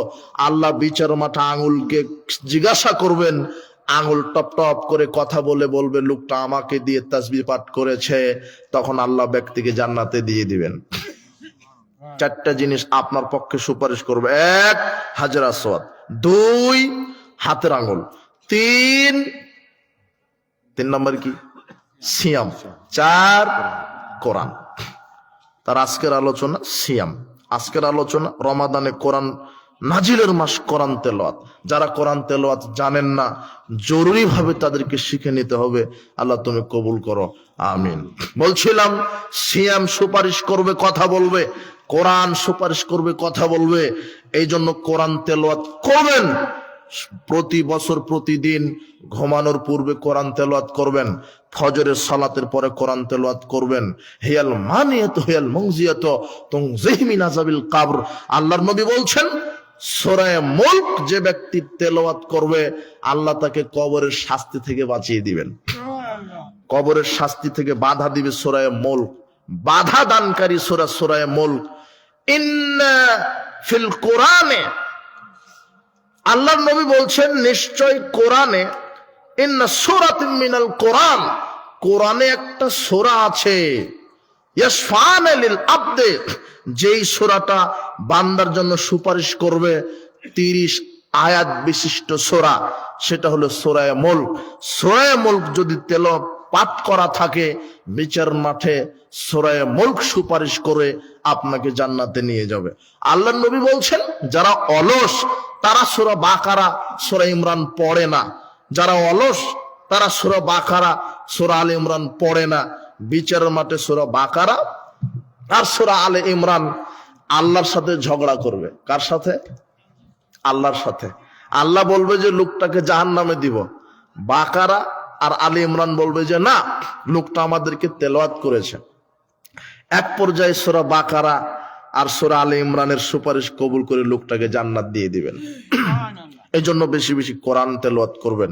আল্লাহর নবী বলছেন, যে ব্যক্তি 10 বার সূরা ইখলাস পাঠ করলো শুরু থেকে শেষ পর্যন্ত, যে ব্যক্তি 10 বার সূরা ইখলাস পাঠ করলো শুরু থেকে শেষ পর্যন্ত, আল্লাহ তার জন্য জান্নাতে দামি টকটকে স্বচ্ছ জান্নাতে ঘর নির্মাণ করে দিবেন। একবার সূরা ইখলাস পাঠ করলে 10 পারা কোরআন মাজিদ খতমের নেকি, 3 বার পড়লে 30 পারা কোরআন মাজিদ খতমের নেকি। রমাদান কেন, 12 মাস প্রতিদিন কোরআন তেলাওয়াত করেন, কোরআন বিচারের মাঠে সুপারিশ করবে। সিয়াম বিচারের মাঠে সুপারিশ করবে। সিয়াম সম্পর্কে সর্বশেষ হাদিস, সাল বিন সাদ রাদিয়াল্লাহু আনহু বলছেন, রাসূল সাল্লাল্লাহু আলাইহি ওয়াসাল্লাম বলেছেন, ইন্না ফিল জান্নাতে বাবান, জান্নাতে একটা দরজা রয়েছে, ইউকালু লাহু রায়ান, যেই দরজার নাম রায়ান, যেই দরজার নাম রায়ান, ইয়াদখুলু মিনহু ইয়াউমাল কিয়ামা ইল্লা সায়মুন, ওই রায়ান নামক দরজা দিয়ে সায়েম পালনকারী ব্যতীত কেউ প্রবেশ করতে পারবে না। কত মর্যাদা সায়েমের জন্য। যারা সিয়াম রাখে, যখন সায়েমেরা দরজা দিয়ে প্রবেশ করবে, সাথে সাথে দরজা বন্ধ করে রাখা হবে যাতে আর কেউ প্রবেশ করতে না পারে। শুধুমাত্র কেবলমাত্র যারা সিয়াম রেখেছে তারাই ওই দরজা দিয়ে প্রবেশ করতে পারবে। উপস্থিত বৈঠকের মুসলিম দিনী ভাই বোন, এই জন্য রমাদানকে মূল্যায়ন করবেন। রমাদানের ফরজ আমল সিয়াম, সিয়ামকে মূল্যায়ন করবেন। সাহারি, আনাস রাদিয়াল্লাহু আনহু বলছেন, রাসূল সাল্লাল্লাহু আলাইহি ওয়াসাল্লাম বলেছেন, তাসাহহারু ফাইন্না ফিস সাহরি বারাকাত, তোমরা সাহারি খাও কেননা সাহারিতে বরকত রয়েছে। তোমরা সাহারি খাও কেননা সাহারিতে বরকত রয়েছে। সালমান ফারসি রাদিয়াল্লাহু আনহু বলছেন, রাসূল সাল্লাল্লাহু আলাইহি ওয়াসাল্লাম বলেছেন, আল বারাকাতু ফি সালাসাতিন, 3টে জিনিসে বরকত, 3টে জিনিসে রয়েছে বরকত। 1 ফিল জামাত, জামাতবদ্ধ জীবন যাপনে বরকত। 2 ফিস সারিদ, সারিদ খাবারে বরকত। 3 ফিস সাহুরে, সাহারিতে বরকত। 3টা জিনিসে বরকত রয়েছে। একজন সাহাবী বলছেন, দাখালতু আলা নবী সাল্লাল্লাহু আলাইহি ওয়াসাল্লাম, আমি নবী করিম সাল্লাল্লাহু আলাইহি ওয়াসাল্লামের নিকটে গেলাম, এমন সময়তে গেলাম তখন তিনি সাহারি খাচ্ছিলেন। খেতে খেতেই বললেন, শোনো, ইন্নাহা বারাকাতুন, সাহারিতে বরকত রয়েছে। ও আতাকুমুল্লাহ, যেটা আল্লাহ তোমাদেরকে দিয়েছেন আল্লাহর পক্ষ থেকে, এটা আল্লাহর দেওয়া নেয়ামত। সাহারিতে বরকত রয়েছে, তোমরা রাত্রে উঠে সাহারি খাও। ইয়াহু ফাদাউহু, তোমরা সাহারি খাওয়া ছেড়ে দিও না। সাহারিতে বরকত রয়েছে, তোমরা সাহারি খাওয়া ছেড়ে দিও না। আব্দুল্লাহ ইবনে আমর ইবনুল আস রাদিয়াল্লাহু আনহু তিনি বলছেন, আমর ইবনুল আস রাদিয়াল্লাহু আনহু বলছেন, ফাসলু মা বাইনা সিয়ামিনা ওয়া সিয়ামি আহলিল কিতাব আকলাতুস সাহরে, আমাদের সিয়াম আর আহলে কিতাব ইহুদি খ্রিস্টানের সিয়াম, আমাদের সিয়াম আর আহলে কিতাবদের সিয়ামের মধ্যে পার্থক্য হচ্ছে সাহারি খাওয়া। তারা সাহারি খায় না, তোমরা সাহারি খাও। আল্লাহর নবী বলছেন, তাসাহহারু ওয়ালাউ বিজুরআতুম মিন মাইন, এক ঢোক পানি হলেও সাহারি খাও, এক ঢোক পানি হলেও সাহারি খাও, সাহারিতে বরকত রয়েছে। আব্দুল্লাহ ইবনে ওমর রাদিয়াল্লাহু আনহু বলছেন, রাসূল সাল্লাল্লাহু আলাইহি ওয়াসাল্লাম বলেছেন, ইন্নাল্লাহা ওয়া মালাইকাতাহু ইউসাল্লুনা আলাল মুতাসাহহিরিন, নিশ্চয় আল্লাহ যারা সাহারি খায় প্রতিনিয়ত তাদের উপরে দয়া নাজিল করেন, রহমত নাজিল করেন। আর যারা প্রতিদিন সাহারি খায় ফেরেশতারা তাদের জন্য আল্লাহর কাছে ক্ষমা প্রার্থনা করেন। তাহলে সাহারি একটা গুরুত্বপূর্ণ সুন্নাত। এখন কথার কথা, সাহারি ঘুমিয়েছিলেন, শুবে সাদিক হয়ে গেছে, সাহারি খেতে পারেননি। অনেকের আকীদা বিশ্বাস যে সাহারি খেতে পারেনি তাই সিয়াম রাখেনি, মানে ওর বিশ্বাস সাহারি না খেলে নাকি সিয়াম হয় না। জি না, কথার কথা ঘুমিয়েছিলেন, শুবে সাদিক হয়ে গেছে, ফজরের আজান হয়ে গেছে, তো আপনি সাহারি খেতে পারেননি, আপনি সালাত আদায় করেন, ওই সময়তে ঘুম থেকে উঠে সিয়ামের নিয়ত করেন, সালাত আদায় করেন, সাহারি খেতে না পারলেও সিয়াম পরিপূর্ণ হয়ে যাবে। কথা বুঝেছেন? সাহারি খাওয়া জরুরি কিছু নয়, ফরজ ওয়াজিব কিছু নয়। রাসূল সাল্লাল্লাহু আলাইহি ওয়াসাল্লাম বলেছেন, তোমরা সাহারি খাও, এতে বারাকা রয়েছে। যদি সাহারি খেতেই না পারেন, ঘুমের কারণে বা বিভিন্ন কারণে, বা এমনিতেই খেলেন না, পেটের সমস্যা, তো আপনি মনে করেন না যে সাহারি না খেলে সিয়াম হবে না। কথা বুঝেননি মনে হয় আমার। সাহারি খেয়েছেন, সাহারি খাওয়ার পরে দেখছেন কি, সাহারি খাওয়ার পরে দেখছেন যে এখনো শুবে সাদিক হতে, আজান হতে 1-1.5 ঘন্টা বাকি আছে। দেখুন কি করবেন, মনে করেন তাহলে ঘুমাই একটু। ঘুমিয়েছেন, ঘুমের মধ্যেই স্বপ্ন তোষ হয়ে গেছে, অথবা ঘুমের ভিতরেই স্বামী স্ত্রী ঘুমিয়েছিলেন, স্ত্রী মিলন করে ফেলেছেন, হতে পারে না? বুঝেন আমার কথা, বুঝেন? সাহারি খেয়েছেন, খাওয়ার পরে স্ত্রী মিলন করেছেন, কিন্তু শুবে সাদিক হতে এখনো কত বাকি? আধা ঘন্টা, 1 ঘন্টা, 1.5 ঘন্টা। আপনি মনে করছেন এই 1.5 ঘন্টা আজানই হয়নি, তাহলে কি করব, সাহারি আগে খেয়ে নিলাম, একটু ঘুমাই। বা ঘুমাতে গিয়ে স্ত্রীর সাথে কথা বলতে একটু কাম ভাব জেগেছে, স্ত্রী মিলন করলেন, আপনি মনে করছেন যে তাহলে কি সিয়াম হবে না? সাহারি খাওয়ার পরে শুবে সাদিকের আগ পর্যন্ত আপনি স্ত্রী মিলন করতে পারেন, স্ত্রী মিলন করেন, এরপরে শুবে সাদিকের পূর্বেই গোসল দেন, দিয়ে ফজরের সালাত আদায় করেন, সিয়াম পরিপূর্ণ হয়ে যাবে, সিয়ামের কোনো ক্ষতি হবে না। কথা বুঝেননি মনে হয় কথা।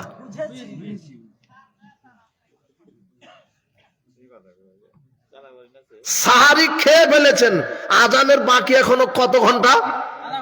আধা ঘন্টা হোক, 1 ঘন্টা হোক, 1.5 ঘন্টা হোক, সাহারি খেলেই যার স্ত্রী মিলন করতে পারবে না, কথা এরকম নয়। শুবে সাদিক হয়ে গেলে স্ত্রী মিলন হারাম। কথা বুঝেননি মনে হয় কথা। যখন আজান হয়ে গেছে তখন স্ত্রী মিলন হারাম, খাওয়া হারাম, সবই হারাম। শুবে সাদিকের পূর্বে খাও দাও, স্ত্রী মিলন করো, কোনো সমস্যা নাই। শুবে সাদিকের পূর্বে গোসল দিয়ে পবিত্র হয়েই নিয়ত করে আপনি ফজর সালাত আদায় করেন, আর সূর্য ডোবা পর্যন্ত আর কোনো খাবেন না, স্ত্রী মিলন করবেন না, পুরো সিয়াম আল্লাহ কবুল করে নেবে। এখন এরকমও তো হতে পারে যে সাহারি খেয়েছেন, স্ত্রী মিলন হয়ে গেছে, অথবা যুবক স্বপ্নদোষ হয়ে গেছে, মনে করেছিল 1.5 ঘন্টা আছে, ঘুমাই, ওর ভিতরে স্ত্রী মিলন হয়ে গেছে, কিন্তু এমন ঘুম ধরেছে ভাত খাওয়ার পরে, ঘুম থেকে উঠে দেখো সকাল 8টা, স্ত্রী মিলন করে ঘুমিয়েছিলে, সকাল কয়টা? ওই 8টাতে এখন গোসল দিয়ে তুমি ওই সময়তে ফজরের সালাত আদায় করো, সিয়াম ভাঙো না, তোমার পুরো সিয়াম আল্লাহ কবুল করে নেবে। এখন বোঝা গেল না মনে হয়? ওটা ঘুমের কারণে কি হলো, আর তুমি গোসল দিতে পারো না, সিয়াম হয়ে যাবে। আল্লাহ আমাদেরকে বোঝার তৌফিক দান করুন, আমিন। সাহারি, এরপরে ইফতার। সাল বিন সাদ রাদিয়াল্লাহু আনহু বলেন, রাসূল সাল্লাল্লাহু আলাইহি ওয়াসাল্লাম বলেছেন, লা ইয়াজালুন নাসু বিখাইরিন মাযহালুল ফিতরা মানুষ ততদিন পর্যন্ত কল্যাণের উপরে থাকবে, মানুষ ততদিন কল্যাণের উপরে থাকবে যতদিন তাড়াতাড়ি ইফতার করবে, মানুষ ততদিন কল্যাণের উপরে থাকবে যতদিন তাড়াতাড়ি ইফতার করবে। আবু হুরায়রা রাদিয়াল্লাহু আনহু বলছেন, রাসূল সাল্লাল্লাহু আলাইহি ওয়াসাল্লাম বলেছেন, লা ইয়াজালুদ-দীনু যাহিরান আলান নাস মাযালাল ফিতরা, লা ইয়াজালুদ-দীনু যাহিরান আযহালান নাসুল ফিতরা। দিন ইসলাম মানুষের উপরে তত দিন বিজয়ী থাকবে, দিন ইসলাম মানুষের উপরে তত দিন বিজয়ী থাকবে যতদিন মানুষ তাড়াতাড়ি ইফতার করবে। লিআন্নাল ইয়াহুদা ওয়ান নাসারা ইউআখিরুন, ইহুদি খ্রিস্টানেরা দেরিতে ইফতার করে, ইহুদি খ্রিস্টান সতর্কতামূলক দেরিতে ইফতার করে। দেরিতে ইফতার করা কাদের স্বভাব? ইহুদি খ্রিস্টানের। আল্লাহর নবী বলছেন, ইযা গরাবাতিশ শামস, যখনই সূর্য ডুবে যাবে, ইযা গরাবা, যখনই গরাবা ডুবলো, আর শামস কি? সূর্য। ইযা গরাবাতিশ শামস, যখনই সূর্য ডুবে যাবে, ফাকাদ আফতারা সায়েম, অবশ্যই সায়েম তখন ইফতার করবে। আল্লাহর নবীর কড়া বক্তব্য, যখনই সূর্য ডুবে যাবে তখনই অবশ্যই সায়েম ইফতার করবে। কিন্তু আপনার হুজুর যে বলছে যে না 3 মিনিট 5 মিনিট যোগ করতে হবে, সতর্কতামূলক বলছে যে পেট কি এত বড় হয়ে গেছে, 15-16 ঘন্টা না খেয়ে থেকেছি, সূর্য ডুবলো তো কেবলই 2 মিনিট একটু দেরি করি। এটা হলো ইহুদি খ্রিস্টানের লক্ষণ। এই স্বভাব কাদের স্বভাব? তোমার হুজুর দেখবে রমাদানে লিফলেট ছেড়ে দিবে, মনে করবে যে হুজুরের প্রত্যেক সম্পত্তি ইসলাম, ইচ্ছা মতো করে ইফতারের লিফলেট তৈরি করেছে। বলছেন সূর্য ডুববে 6টা 40 আর ইফতারের সময় 6টা 43, ওর বাপের ধর্ম। কথা বুঝেননি মনে কথা। বলছে মুহাম্মদ সাল্লাল্লাহু আলাইহি ওয়াসাল্লাম আবার কে? ও পুরনো হয়ে গেছে, এখন আমাদেরটা চলবে। বলছে যে সূর্য ডুববে, কথা লেখা আছে, সূর্য অস্ত যাবে 6টা 45 আর ইফতারের সময় 6টা 43। কয় মিনিট যোগ করলো? 3 মিনিট। ওর সতর্কতা দেরিতে। আর এটা কাদের স্বভাব? ওই মুখে আমাদেরকে বলে আপনারা কি ইহুদি? বেটা তুই ইহুদি, তুই ইহুদি খ্রিস্টানের দালাল। আশ্চর্য কথা। থুতুটা উপরের দিকে দিলে কোথায় পড়ে? মুখের উপরে পড়ে। ওরা আমাদেরকে গালি দেয় যে না আমরা নাকি ইহুদি খ্রিস্টানের দালাল, আমরা নাকি ইহুদি। তো আমাদের কোন আমল ইহুদিদের সাথে মিল আছে? মুহাম্মদ সাল্লাল্লাহু আলাইহি ওয়াসাল্লাম বলছেন, জোরে আমিন বললে গা জ্বলে ইহুদিদের। কাদের? আর এখন জ্বলে কাদের? ওই যে তাদের, বিদাতীদের। জোরে আমিন বললে গা জ্বলে কাদের? বিদাতীদের। আর মুহাম্মদ সাল্লাল্লাহু আলাইহি ওয়াসাল্লামের সময়তে এখনো জোরে আমিন সহ্য করতে পারে না ইহুদিরা। এই কথা মুহাম্মদ সাল্লাল্লাহু আলাইহি ওয়াসাল্লাম বলছেন। তা আপনি কি ইহুদি? আপনার গা জ্বলে কেন? সাবধান। সূর্য যখনই ডুববে তখনই সায়েম কি করবে? ইফতার করবে। উপস্থিত বৈঠকের মুসলিম দিনী ভাই বোন, ইফতার। সালমান বিন আমির রাদিয়াল্লাহু আনহু বলছেন, রাসূল সাল্লাল্লাহু আলাইহি ওয়াসাল্লাম বলেছেন, ইযা আফতারা আহাদুকুম ফালিফতার আলা তামরিন, যখন তোমরা কেউ ইফতার করবে খেজুর দ্বারা করো। ফাইল্লাম ইয়াজিদ, যদি খেজুর না পাও, ফাইন্নাহু ফালিফতির আলা মাইন, পানি দিয়ে করো। ফাইন্নাহু তাহুরুন, পানি হচ্ছে পবিত্র। যখন তোমরা ইফতার করবে খেজুর দ্বারা করো। খেজুর যদি না থাকে তখন কি দিয়ে? পানি দিয়ে। কেন? পানি পবিত্র। আব্দুল্লাহ ইবনে ওমর রাদিয়াল্লাহু আনহু বলছেন, রাসূল সাল্লাল্লাহু আলাইহি ওয়াসাল্লাম বলেছেন, কানান নবী সাল্লাল্লাহু আলাইহি ওয়াসাল্লাম ইযা আফতারা, রাসূল সাল্লাল্লাহু আলাইহি ওয়াসাল্লাম যখন ইফতার করতেন, সুম্মা ক্বাল, অতঃপর বলতেন, যাহাবাজ জামাউ আবতাল্লাতিল উরুকু সাবাতাল আজরু ইনশাআল্লাহ। এই দোয়া বলতেন। তবে ইফতার করবেন বিসমিল্লাহ বলে। কি বলে? বিসমিল্লাহ বলার পরে শরবত, পানি যা খান, খেজুর খাওয়ার পরে যখন শরীরে সতেজতা ফিরে পেলেন তখন আল্লাহর নবী এই দোয়া বলতেন, জাহাবাজ জামাও, তৃষ্ণা দূর হয়ে গেল, আবতাল্লাতুল উরুকু, ক্লান্তি, শরীরের ক্লান্তি, শিরা উপশিরা সিক্ত হয়ে গেল, সাবাতাল আজরু ইনশাআল্লাহ, আল্লাহ চাহে তো জান্নাত নির্ধারিত হয়ে গেল। এই দোয়া বলতেন। ইফতারের লিফলেটে দোয়া লেখা থাকবে আল্লাহুম্মা সুমতু লাকা রিজকিকা আলাফ, কি আল্লাহুম্মা লাকা সুমতু রিজকিকা আলা আফতারতু, এই দোয়া লেখা থাকবে না? এই দোয়া ঠিক নয়। ইফতার করবেন কি বলে? বলেন বিসমিল্লাহ, তারপরে এই দোয়া যেটা রাসূল সাল্লাল্লাহু আলাইহি ওয়াসাল্লাম করতেন। যায়েদ বিন খালিদ রাদিয়াল্লাহু আনহু বলছেন, রাসূল সাল্লাল্লাহু আলাইহি ওয়াসাল্লাম বলেছেন, মান ফাত্তারা সায়মান ফালাউ মিসলু আজরিহি, যে ব্যক্তি কোন সায়েমকে ইফতার করাবে ওই সায়েমের সমপরিমাণ নেকি এই ব্যক্তিকে আল্লাহ দিয়ে দিবেন। তার মানে শুধু নিজে ইফতার করবেন না, আরেকজনকে কি করাবেন? ইফতার করাবেন। 10 জনকে করালেন, 100 জনকে ইফতার করালেন, 1000 জনকে ইফতার করালেন, 1000 সায়েমের যত নেকি আপনার একাই তত নেকি। এই কথা মুহাম্মদ সাল্লাল্লাহু আলাইহি ওয়াসাল্লাম বলেন। ওদের নেকির কোনো ঘাটতি হবে না, ওদের তো নেকি আছেই, কিন্তু আপনার নেকি করা ইফতার করা। 1 গ্লাস পানি দিয়ে বলেন যে ভাই আমার পক্ষ থেকে, ও 1 গ্লাস পানি খেয়ে যদি ইফতার করে ওর যত নেকি আপনার একাই তত নেকি। মানুষকে ইফতার করাবেন, এই হলো ইফতার। রমাদান, সিয়াম, সাহারি, ইফতার। এখন কয়েক মিনিট রমাদানের বিশেষ আমল। আয়েশা রাদিয়াল্লাহু আনহা বলছেন, রাসূল সাল্লাল্লাহু আলাইহি ওয়াসাল্লাম রমাদান মাস আসলেই দানের হাতটা বাতাসের মতো গতিশীল হতো। মানে তিনি রমাদানে বেশি বেশি কি করতেন? দান করতেন। তাই বলে আবার এই আকীদা নয় যে রমাদানে দান করলে নেকি বেশি, অন্য মাসে দান করলে নেকি কম। রমাদানে 1 টাকা দান করলে 70 গুণ নেকি, আর অন্য মাসে দান করলে 10 গুণ 20 গুণ নেকি, এরকম নয়। নেকি সমান, কিন্তু রমাদানে আল্লাহর পক্ষ থেকে দয়া নাজিল হবে বেশি, বরকত নাজিল হবে বেশি। কথা বুঝেছেন কি? বেশি বেশি দান করবেন। কোন মাসে? রমাদান। সাধারণ দান। যারা যাকাত বাহির করেন প্রতি রমাদানে, যাকাত তো বাহির করবেনই, যাকাত তো বাহির করবেন, ওটা আপনি বাধ্য, ফরজ। কিন্তু সাধারণ দানের জন্য হাত প্রশস্ত করবেন। খবরদার বেদাতি মসজিদ মাদ্রাসায় দান করবেন না, বেদাতি মসজিদ মাদ্রাসায় দান করা হারাম। কি বললাম? যে মসজিদ মাদ্রাসাগুলিতে বিদাত হয়, রাসূল সাল্লাল্লাহু আলাইহি ওয়াসাল্লামের নীতির উল্টা আমল হয়, ওই মসজিদ মাদ্রাসাতে দান করা হারাম। আল্লাহ নবী বলছেন, ফামান আহদাসা ফিহা হাদাসান আও আওয়া মুহদিসান, যে নিজে বেদাত করলো, বেদাতিকে আশ্রয় দিল, ফাআলাইহি লানাতুল্লাহ, তার উপরে আল্লাহর পক্ষ থেকে অভিশাপ। কার পক্ষ থেকে? লা ইকবালু মিন সরফুল আদল, ওর ফরজ নফল ইবাদত আল্লাহ কবুল করবেন না। কত বড় পাপ আপনি চিন্তা করেছেন?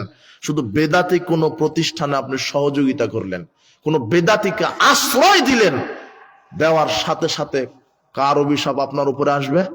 আল্লাহর। ফেরেশতা কুলের, মানব মণ্ডলীর, ওর ফরজ নফল কোন ইবাদত আল্লাহ কবুল করবেন না। আমাদের প্রতিষ্ঠান আছে, দান যাকাত আমাদের প্রতিষ্ঠানে পাঠিয়ে দিবেন। সালাফি আকীদা মানবের প্রতিষ্ঠানগুলিতে দান করবেন।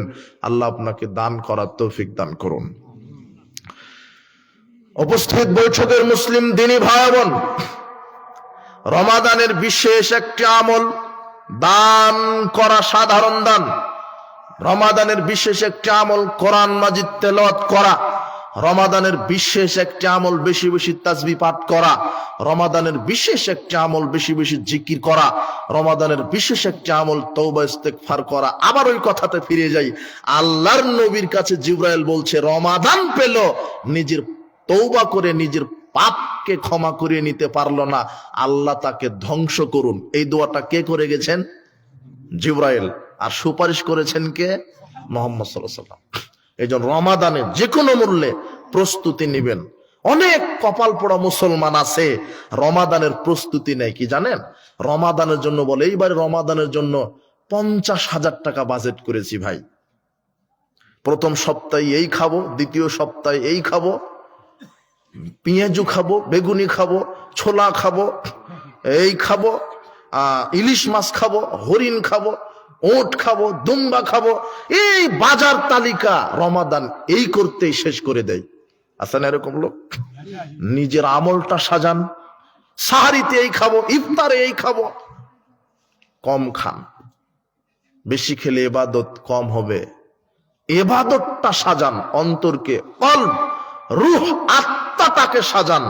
রমাদান আসার সাথে সাথেই সাজান যে মাগরিবের সালাত আদায় করেই এশার আগে এক পারা কোরআন পড়তে হবে, এটা সাজিয়ে নেন।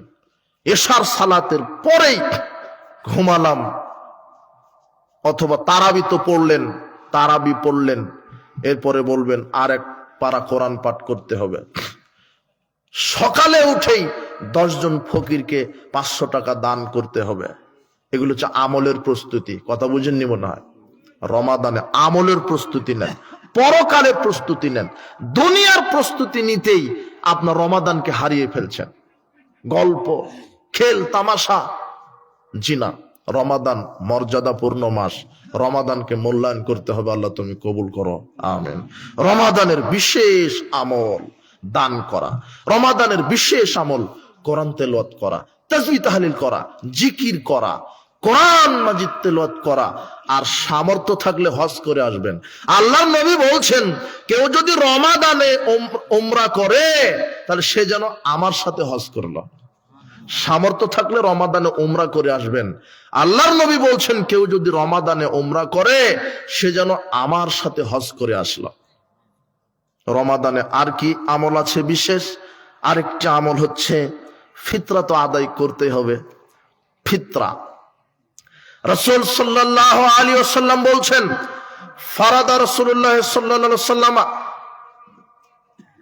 রাসূল সাল্লাল্লাহু আলাইহি ওয়াসাল্লাম ফরজ করেছেন যাকাতুল ফিতর।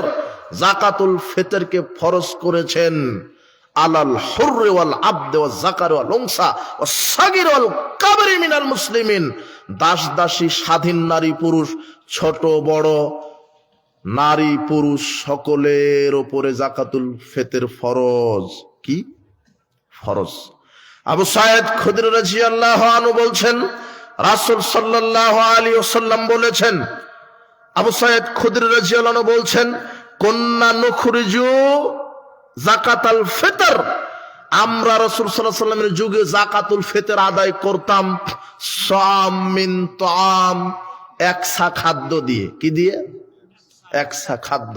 সাম মিন তামরিন আও সাম মিন আকিতিন আও সাম মিন শাইরিন আও সাম মিন জাবিবিন। একসা খেজুর, একসা কিশমিশ, একসা পনির, এগুলি দিয়ে, একসা জব, এগুলি দিয়ে আমরা রাসূল সাল্লাল্লাহু আলাইহি ওয়াসাল্লামের যুগে খাদ্য দ্রব্য দ্বারা যাকাতুল ফিতর দিতাম। আর এখন তোমার হুজুর বলছে যে না, টাকা দিয়ে দিলেও হবে। সারা বাংলাদেশের সব মানুষ যদি টাকা দিয়ে ফিতরা দেয়, ফিতরা হবে না। ফিতরা কি দিয়ে দিতে হবে? খাদ্য।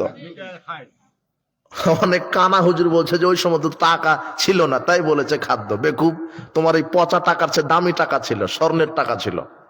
মুহাম্মদ সাল্লাল্লাহু আলাইহি ওয়াসাল্লাম বলতে পারতেন যে টাকা দিয়ে ফিতরা দাও, তিনি বলেননি কিয়ামত পর্যন্ত টাকা দিয়ে ফিতরা দিলে হবে না, হুজুর যত বড়ই হোক। কথা বুঝেননি মনে হয়? আল্লাহর নবী বলছেন কি দিয়ে ফিতরা দাও? খাদ্য দিয়ে।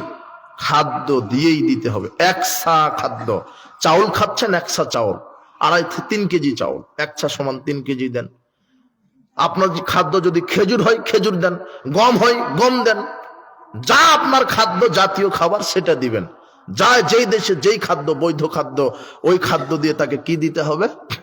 ফিতরা দিতে হবে। এটা রাসূল সাল্লাল্লাহু আলাইহি ওয়াসাল্লামের আদেশ। আমি মুহাম্মদ সাল্লাল্লাহু আলাইহি ওয়াসাল্লাম যাকাতুল ফিতর ফরজ করেছি, একসা খাদ্য ফিতর, যাকাতুল ফিতর আদায় করবেন। এরপর সিয়াম, রমাদান সম্পর্কে আর কয়েকটি কথা হলো যে সিয়াম 5 শ্রেণীর মানুষের উপর থেকে আপাতত আল্লাহ উঠিয়ে নিয়েছেন। কয় শ্রেণী? আপাতত। সিয়ামের বিকল্প রেখেছেন। সালাতের কোনো কি নেই, বিকল্প নেই। হজেরও বিকল্প আছে। অসুস্থ একেবারে যেতে পারছেন না, আপনার ছেলেকে বলেন, আপনার ছেলে আপনার নিয়তে যদি হজ করে আপনার হজ কবুল হয়ে যাবে। হজের কি আছে? বিকল্প। সালাতের কি আছে? বিকল্প। সিয়ামের কি নাই? বিকল্প নাই। সিয়ামের বিকল্প আছে, সালাতের কি নাই? বিকল্প নাই। হজের বিকল্প আছে, সালাতের কোনো কি নাই? বিকল্প নাই। আপনি যতই অসুস্থ হন সালাত আদায় করতে হবেই। কিন্তু সিয়ামের আল্লাহ কি রেখেছেন? বিকল্প রেখেছেন। 5 শ্রেণীর মানুষের উপর থেকে আপাতত সিয়াম কি করা হয়েছে, উঠিয়ে নেওয়া হয়েছে। 1, রোগী অসুস্থ, কি অসুস্থ।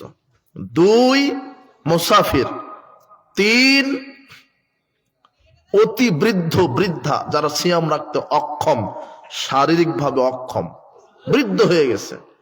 4, গর্ভবতী নারী, স্তন্যধাত্রী মা। 5, হায়েজ ঋতুবর্তী নারী। কয় শ্রেণী হলো? 5। এই 5 শ্রেণীর মানুষের উপর থেকে আপাতত সিয়াম উঠিয়ে নিয়েছেন। এদের বিকল্প পথ আল্লাহ দিয়েছেন। 1, অসুস্থ। 1 নাম্বার কি? অসুস্থ বা রোগী। রোগী এটা আবার 2 ধরনের। সমাজে কিছু ক্ষণস্থায়ী রোগী আছে, কিছু চিরস্থায়ী। হার্ট অ্যাটাক, কিডনি পচে যাওয়া, প্যারালাইজড হয়ে শুয়ে আছে, হাবিজাবি রোগ আছে না, চিরস্থায়ী। এই ব্যক্তির বিধান কি? এই ব্যক্তির বিধান হচ্ছে ও সিয়াম, 1 সিয়াম সমান ফিদিয়া দিবে, খাদ্য দিবে। 1 সিয়াম সমান একজন মিসকিনকে খাদ্য দিয়ে দিবে। তাহলে ওর সিয়াম কি কাফারা হয়ে গেল, সিয়ামের কাফারা। কথা বোঝা যায়নি মনে হয়? তাহলে 30টা সিয়ামে 30 জন মিসকিনকে খাদ্য খাইয়ে দিল, আল্লাহ তার 30টা সিয়ামেরই কাফারা আদায় করে দিবেন। যারা চিরস্থায়ী রোগী আর ক্ষণস্থায়ী রোগী, হঠাৎ রমাদানে আপনি অসুস্থ হয়ে গেলেন, হঠাৎ অসুস্থ, 5 দিন 7 দিন অসুস্থতার কারণে সিয়াম রাখতে পারেননি, এই 5টা 7টা সিয়াম কাজা হয়ে গেল। কি হয়ে গেল? এই 7টা সিয়াম আপনি কাজা আদায় করবেন। সময়সীমা দেওয়া হয়েছে আগামী রমাদান আসার পূর্ব পর্যন্ত। কথা বুঝেছেন? এটা হলো কাজা সিয়াম, ক্ষণস্থায়ী যারা রোগী। 2, দ্বিতীয় শ্রেণী কাদের উপর থেকে সিয়াম উঠে নেওয়া হয়েছে?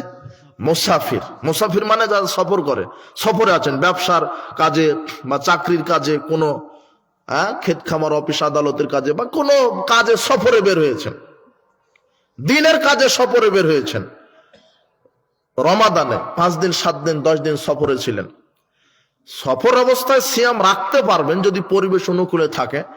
তো আপাতত সফরে কষ্টই হয়, ঠিক মতো খাদ্য পানীয়, ঘুম, গাড়ি ঘোড়া এগুলি পাওয়া যায় না, কষ্ট। তাই আল্লাহ সফর অবস্থায় মুসাফিরের উপর থেকে সিয়াম উঠিয়ে নিয়েছেন। যেই কয়টা সফরের কারণে সিয়াম রাখতে পারেননি, ওই কয়টা সিয়াম কাজা হয়ে গেল। এই কয়টা সিয়াম কাজা আদায় করবেন, সময়সীমা আগামী রমাদান আসা পর্যন্ত। কথা বুঝেননি?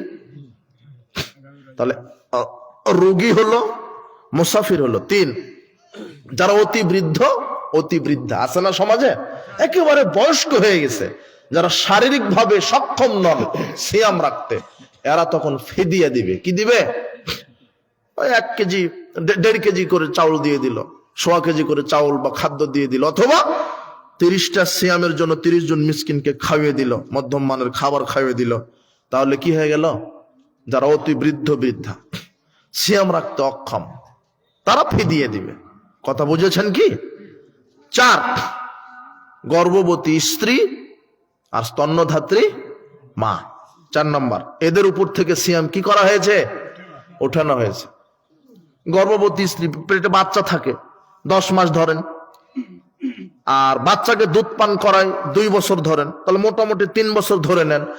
যেই মহিলারা বাচ্চাকে দুধ দেয়, ওই মহিলারা যদি রমাদান পায় তাহলে সিয়াম রাখবে না। সিয়াম রাখলে বুকের দুধ শুকিয়ে যায়, বাচ্চা দুধ না পেয়ে ছটফট করে। বুঝেননি কথা? কথা বুঝেছেন? অত পরহেজগারিতা দেখাতে হবে না। আল্লাহ উঠিয়ে নিয়েছে কার উপর থেকে সিয়াম? স্তন্যধাত্রী মায়ের উপর থেকে উঠিয়ে নিয়েছে।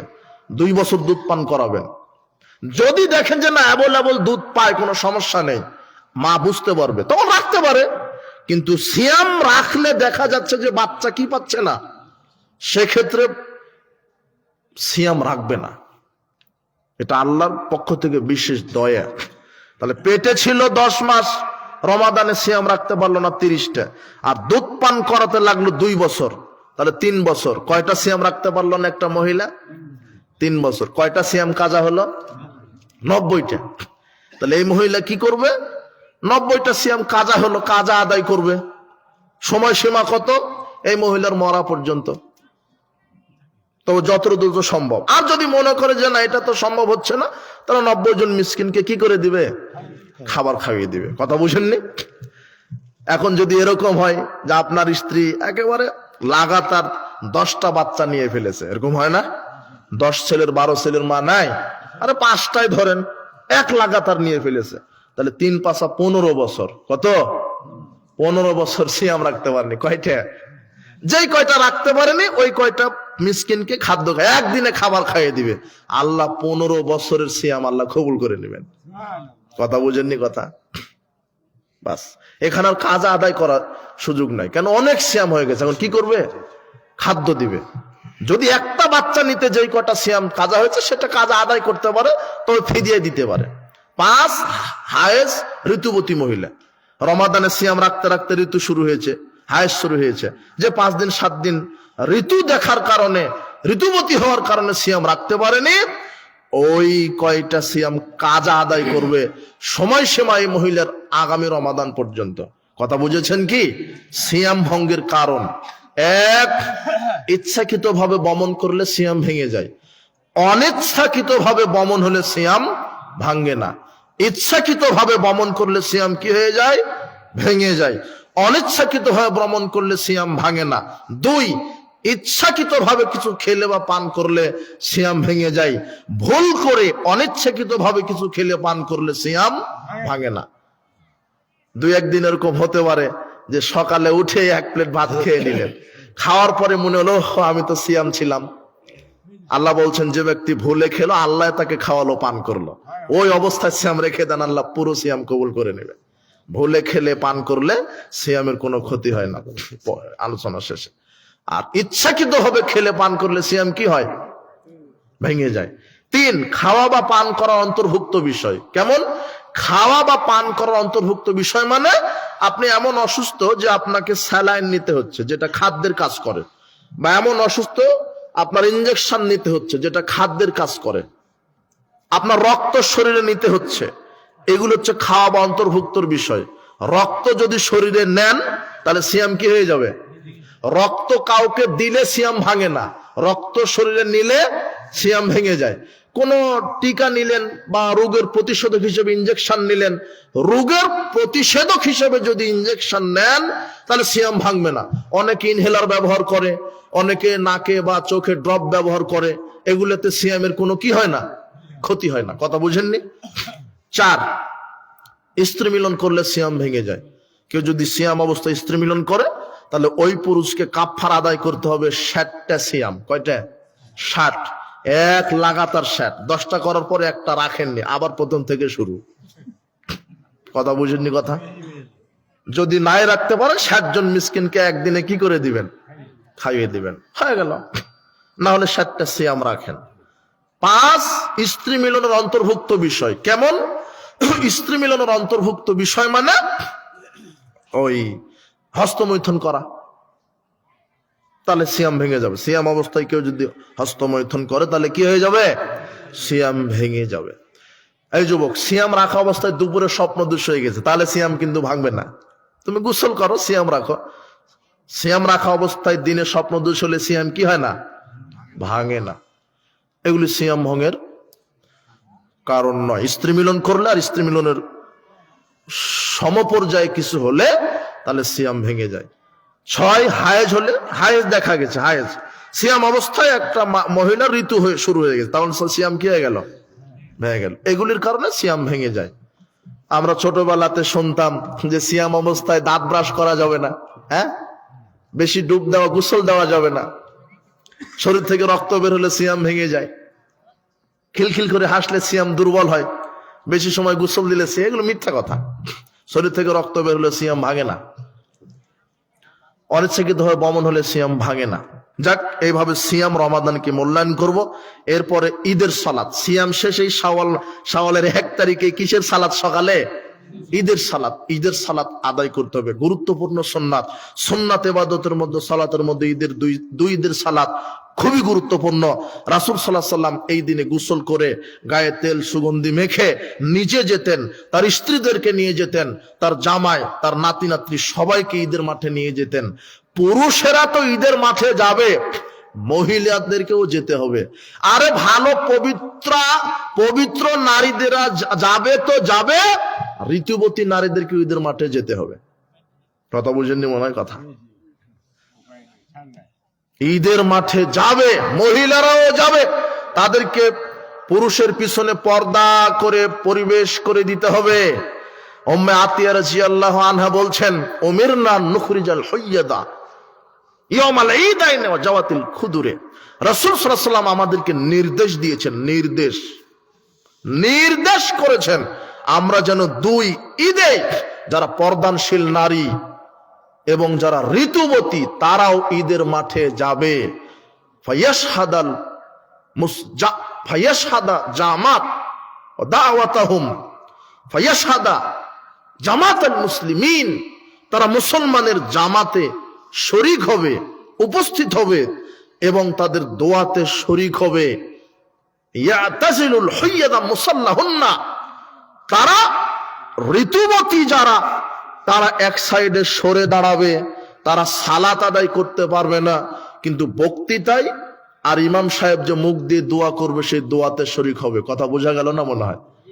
ঋতুবতী মহিলারাও ঈদের মাঠে যেতে বাধ্য, তাদের সালাত নেই কিন্তু বক্তৃতা শুনবে আর দোয়াতে শরীক হবে। এটা বুখারীর হাদিস।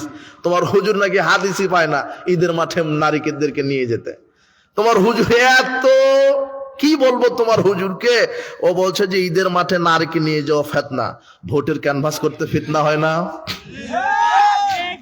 তোমার হুজুর যে ভোটের ক্যানভাস করছে, তোমার অমুক মার্কা নিয়ে আন্দোলন করছে, এতে ফিতনা হয় না? তোমার হুজুর জাতির সাথে প্রতারণা দিচ্ছে, চিটারি করছে, আল্লাহ তোমার হুজুরকে হেদায়েত দান করুন। মুহাম্মদ সাল্লাল্লাহু আলাইহি ওয়াসাল্লাম বলছেন ভালো নারীরা তো যাবে, ঋতুবতী নারীকে ঈদের মাঠে যেতে হবে। হাদিস বুখারীর। তোমার হুজুর যদি হাদিস খুঁজে না পায়, অন্তত একটা হাদিসের নম্বর বলে গেলাম, 351 নম্বর হাদিস সহিহ বুখারীর। তুমি পড়বে, তোমার হুজুরকে পড়াবে, তোমার জাতিকে পড়তে বলবে, তোমার জাতি যেন হাদিস বুঝে আমল করার তৌফিক দান করুন আল্লাহ। কথা বুঝনি? ঈদের মাঠে তো যাবে। কোন নারী যদি 5 ওয়াক্ত সালাত মসজিদে পড়তে চায়, বাধা দেওয়া যাবে না। আল্লাহর নবী বলছেন, ইজাস্তাহজানাত ইমরাতু আহাদিকুম, যদি তোমাদের স্ত্রী তোমাদের কাছে 5 ওয়াক্ত সালাত মসজিদে গিয়ে পড়তে চাই, ফালা ইয়ামনাহা, তাহলে বাধা দিও না। কি দিও না? বাধা। এজন্য মহিলাদের জন্য পর্দার সহিত, যেখানে ফিতনা না থাকে, পর্দার সহিত তাদেরও মসজিদে সালাতের ব্যবস্থা করে দিবেন। তারা যদি মসজিদে গিয়ে সালাত আদায় করতে চায়, বাধা দেওয়া যাবে না। ঈদের সালাত আপনি পড়বেন, ঈদের দিনে তাকবীর পাঠ করবেন। যেই পথে যাবেন আসার সময়তে অন্য পথে আসবেন, এটাও সুন্নাত। ঈদুল ফিতরের দিন রাসূল সাল্লাল্লাহু আলাইহি ওয়াসাল্লাম কিছু না খেয়ে ঈদের মাঠে যেতেন না, আর ঈদুল আজহার দিন কিছু খেতেন না। সালাত আদায় করে কুরবানি করে ওই গোশত না খাওয়া পর্যন্ত কিছু খেতেন না, এটাও সুন্নাত। এই জন্য সুন্দর পোশাক পরবেন, পরিবারকে সাথে নিয়ে যাবেন, ঈদের সালাতে শরীক হবেন, গুরুত্বপূর্ণ সুন্নাত।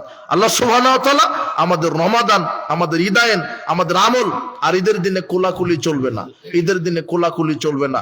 সাহাবীরা বলতেন তাকাব্বালাল্লাহু মিন্না ওয়া মিনকুম, আল্লাহুম্মা তাকাব্বালাল্লাহু মিন্না ওয়া মিনকুম। এইভাবে তারা তাদের পরস্পরকে স্বাগতম জানাতেন।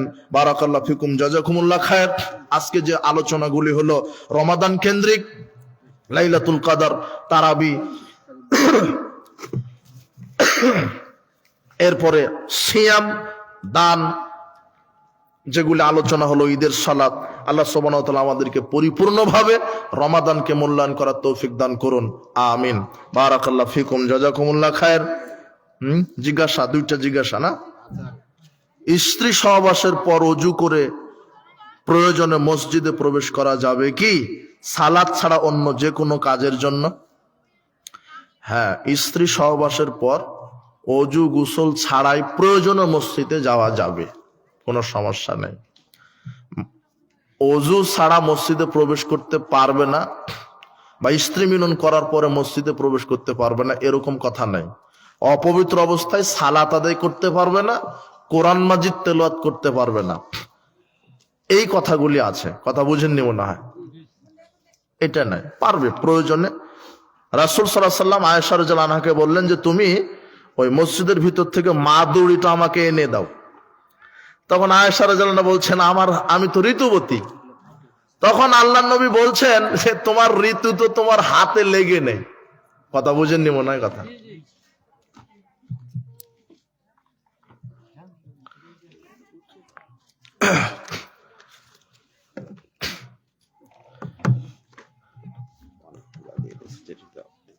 ইয়াজাল জালালি ওয়াল ইকরাম, এটা আল্লাহর নাম। প্রশ্ন, জালাল নাম ধরে ডাকা যাবে কিনা? জালাল না, জলিল হবে নাম, জালাল নয়।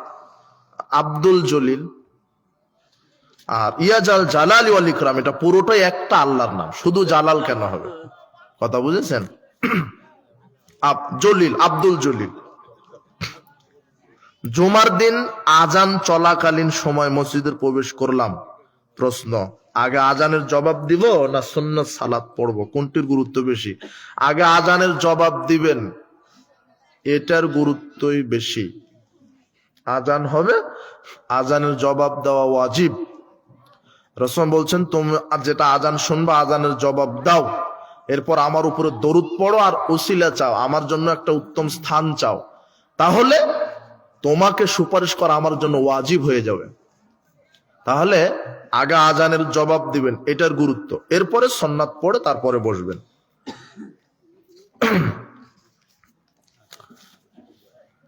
ঈদগাহে সেই রকম ব্যবস্থা না থাকার কারণে মহিলারা মসজিদের সালাত আদায় করে। যদি ব্যবস্থা একদম নাই থাকে তাহলে মসজিদে করতে পারবে, সমস্যা নেই। তবে জরুরি কাজে ব্যবস্থা করবেন, ঈদের মাঠ বড় করবেন যাতে পিছনে পর্দার সাথে মহিলারা সালাত আদায় করতে পারে, প্রয়োজনে করতে পারে। আসসালামু আলাইকুম। ওয়ালাইকুম আসসালাম। টিস্যু দিয়ে কি কুলুপ করা যাবে? পানি না থাকলে কুলুপ করেন, পানির বিকল্প ঢেল টিস্যু। পানি থাকা অবস্থায় টিস্যু চলবে না। কথা বুঝেননি মনে হয় কথা। পানি না থাকলে টিস্যু, কিন্তু পানি আছে তারপরেও টিস্যু, আর পরে আবার পানি, তারপর আবার টিস্যু নিয়ে 40 কদম নাচানাচি। আপনি কি পেটে বাচ্চা আছে নাকি?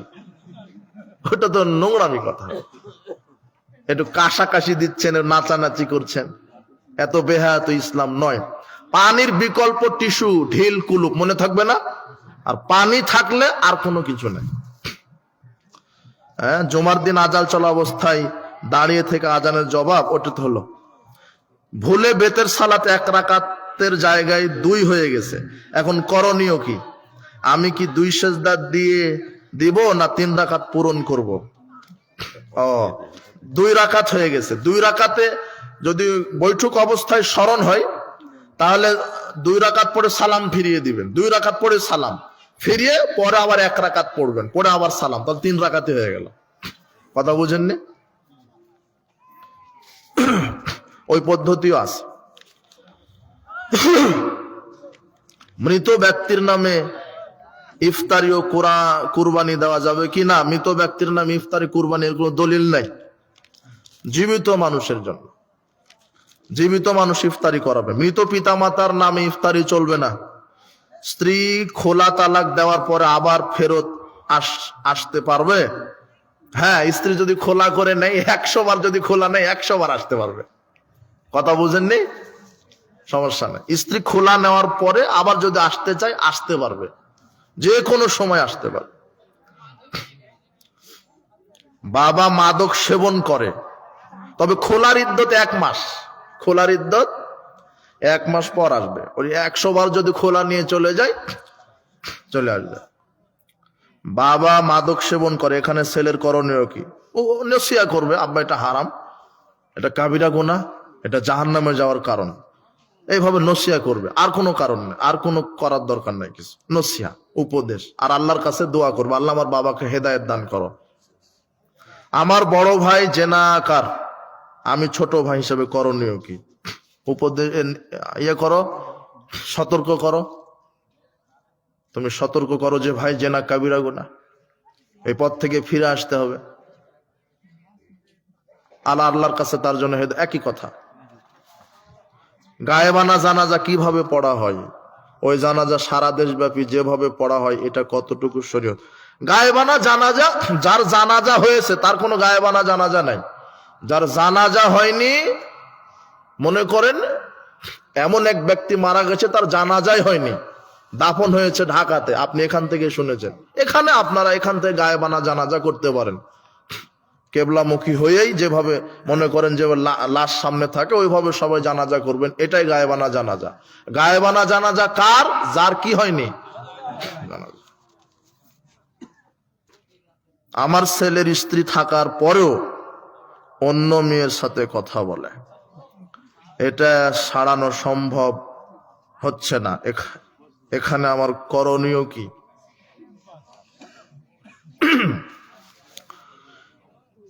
বর্তমানে এটা একটা অভিশাপ, পরকিয়া, জেনা, ব্যভিচার, আর যে মোবাইলের যে ছড়াছড়ি।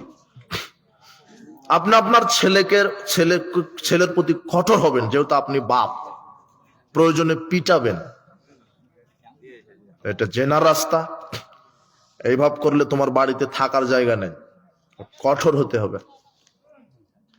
যেহেতু ওটা ছেলে, বাপের কঠোর হতে হবে। শাশুড়ি বউয়ের সাথে অনেক খারাপ আচরণ করে, এই ব্যাপারে কিছু বলেন। বউ শাশুড়ি গন্ডল লাগবে, আমি কি সমাধান করবা? ওটা তো তোমাদেরই করা লাগবে। আল্লাহ হ্যাঁ নাই, ওদের ফেতরা নেই।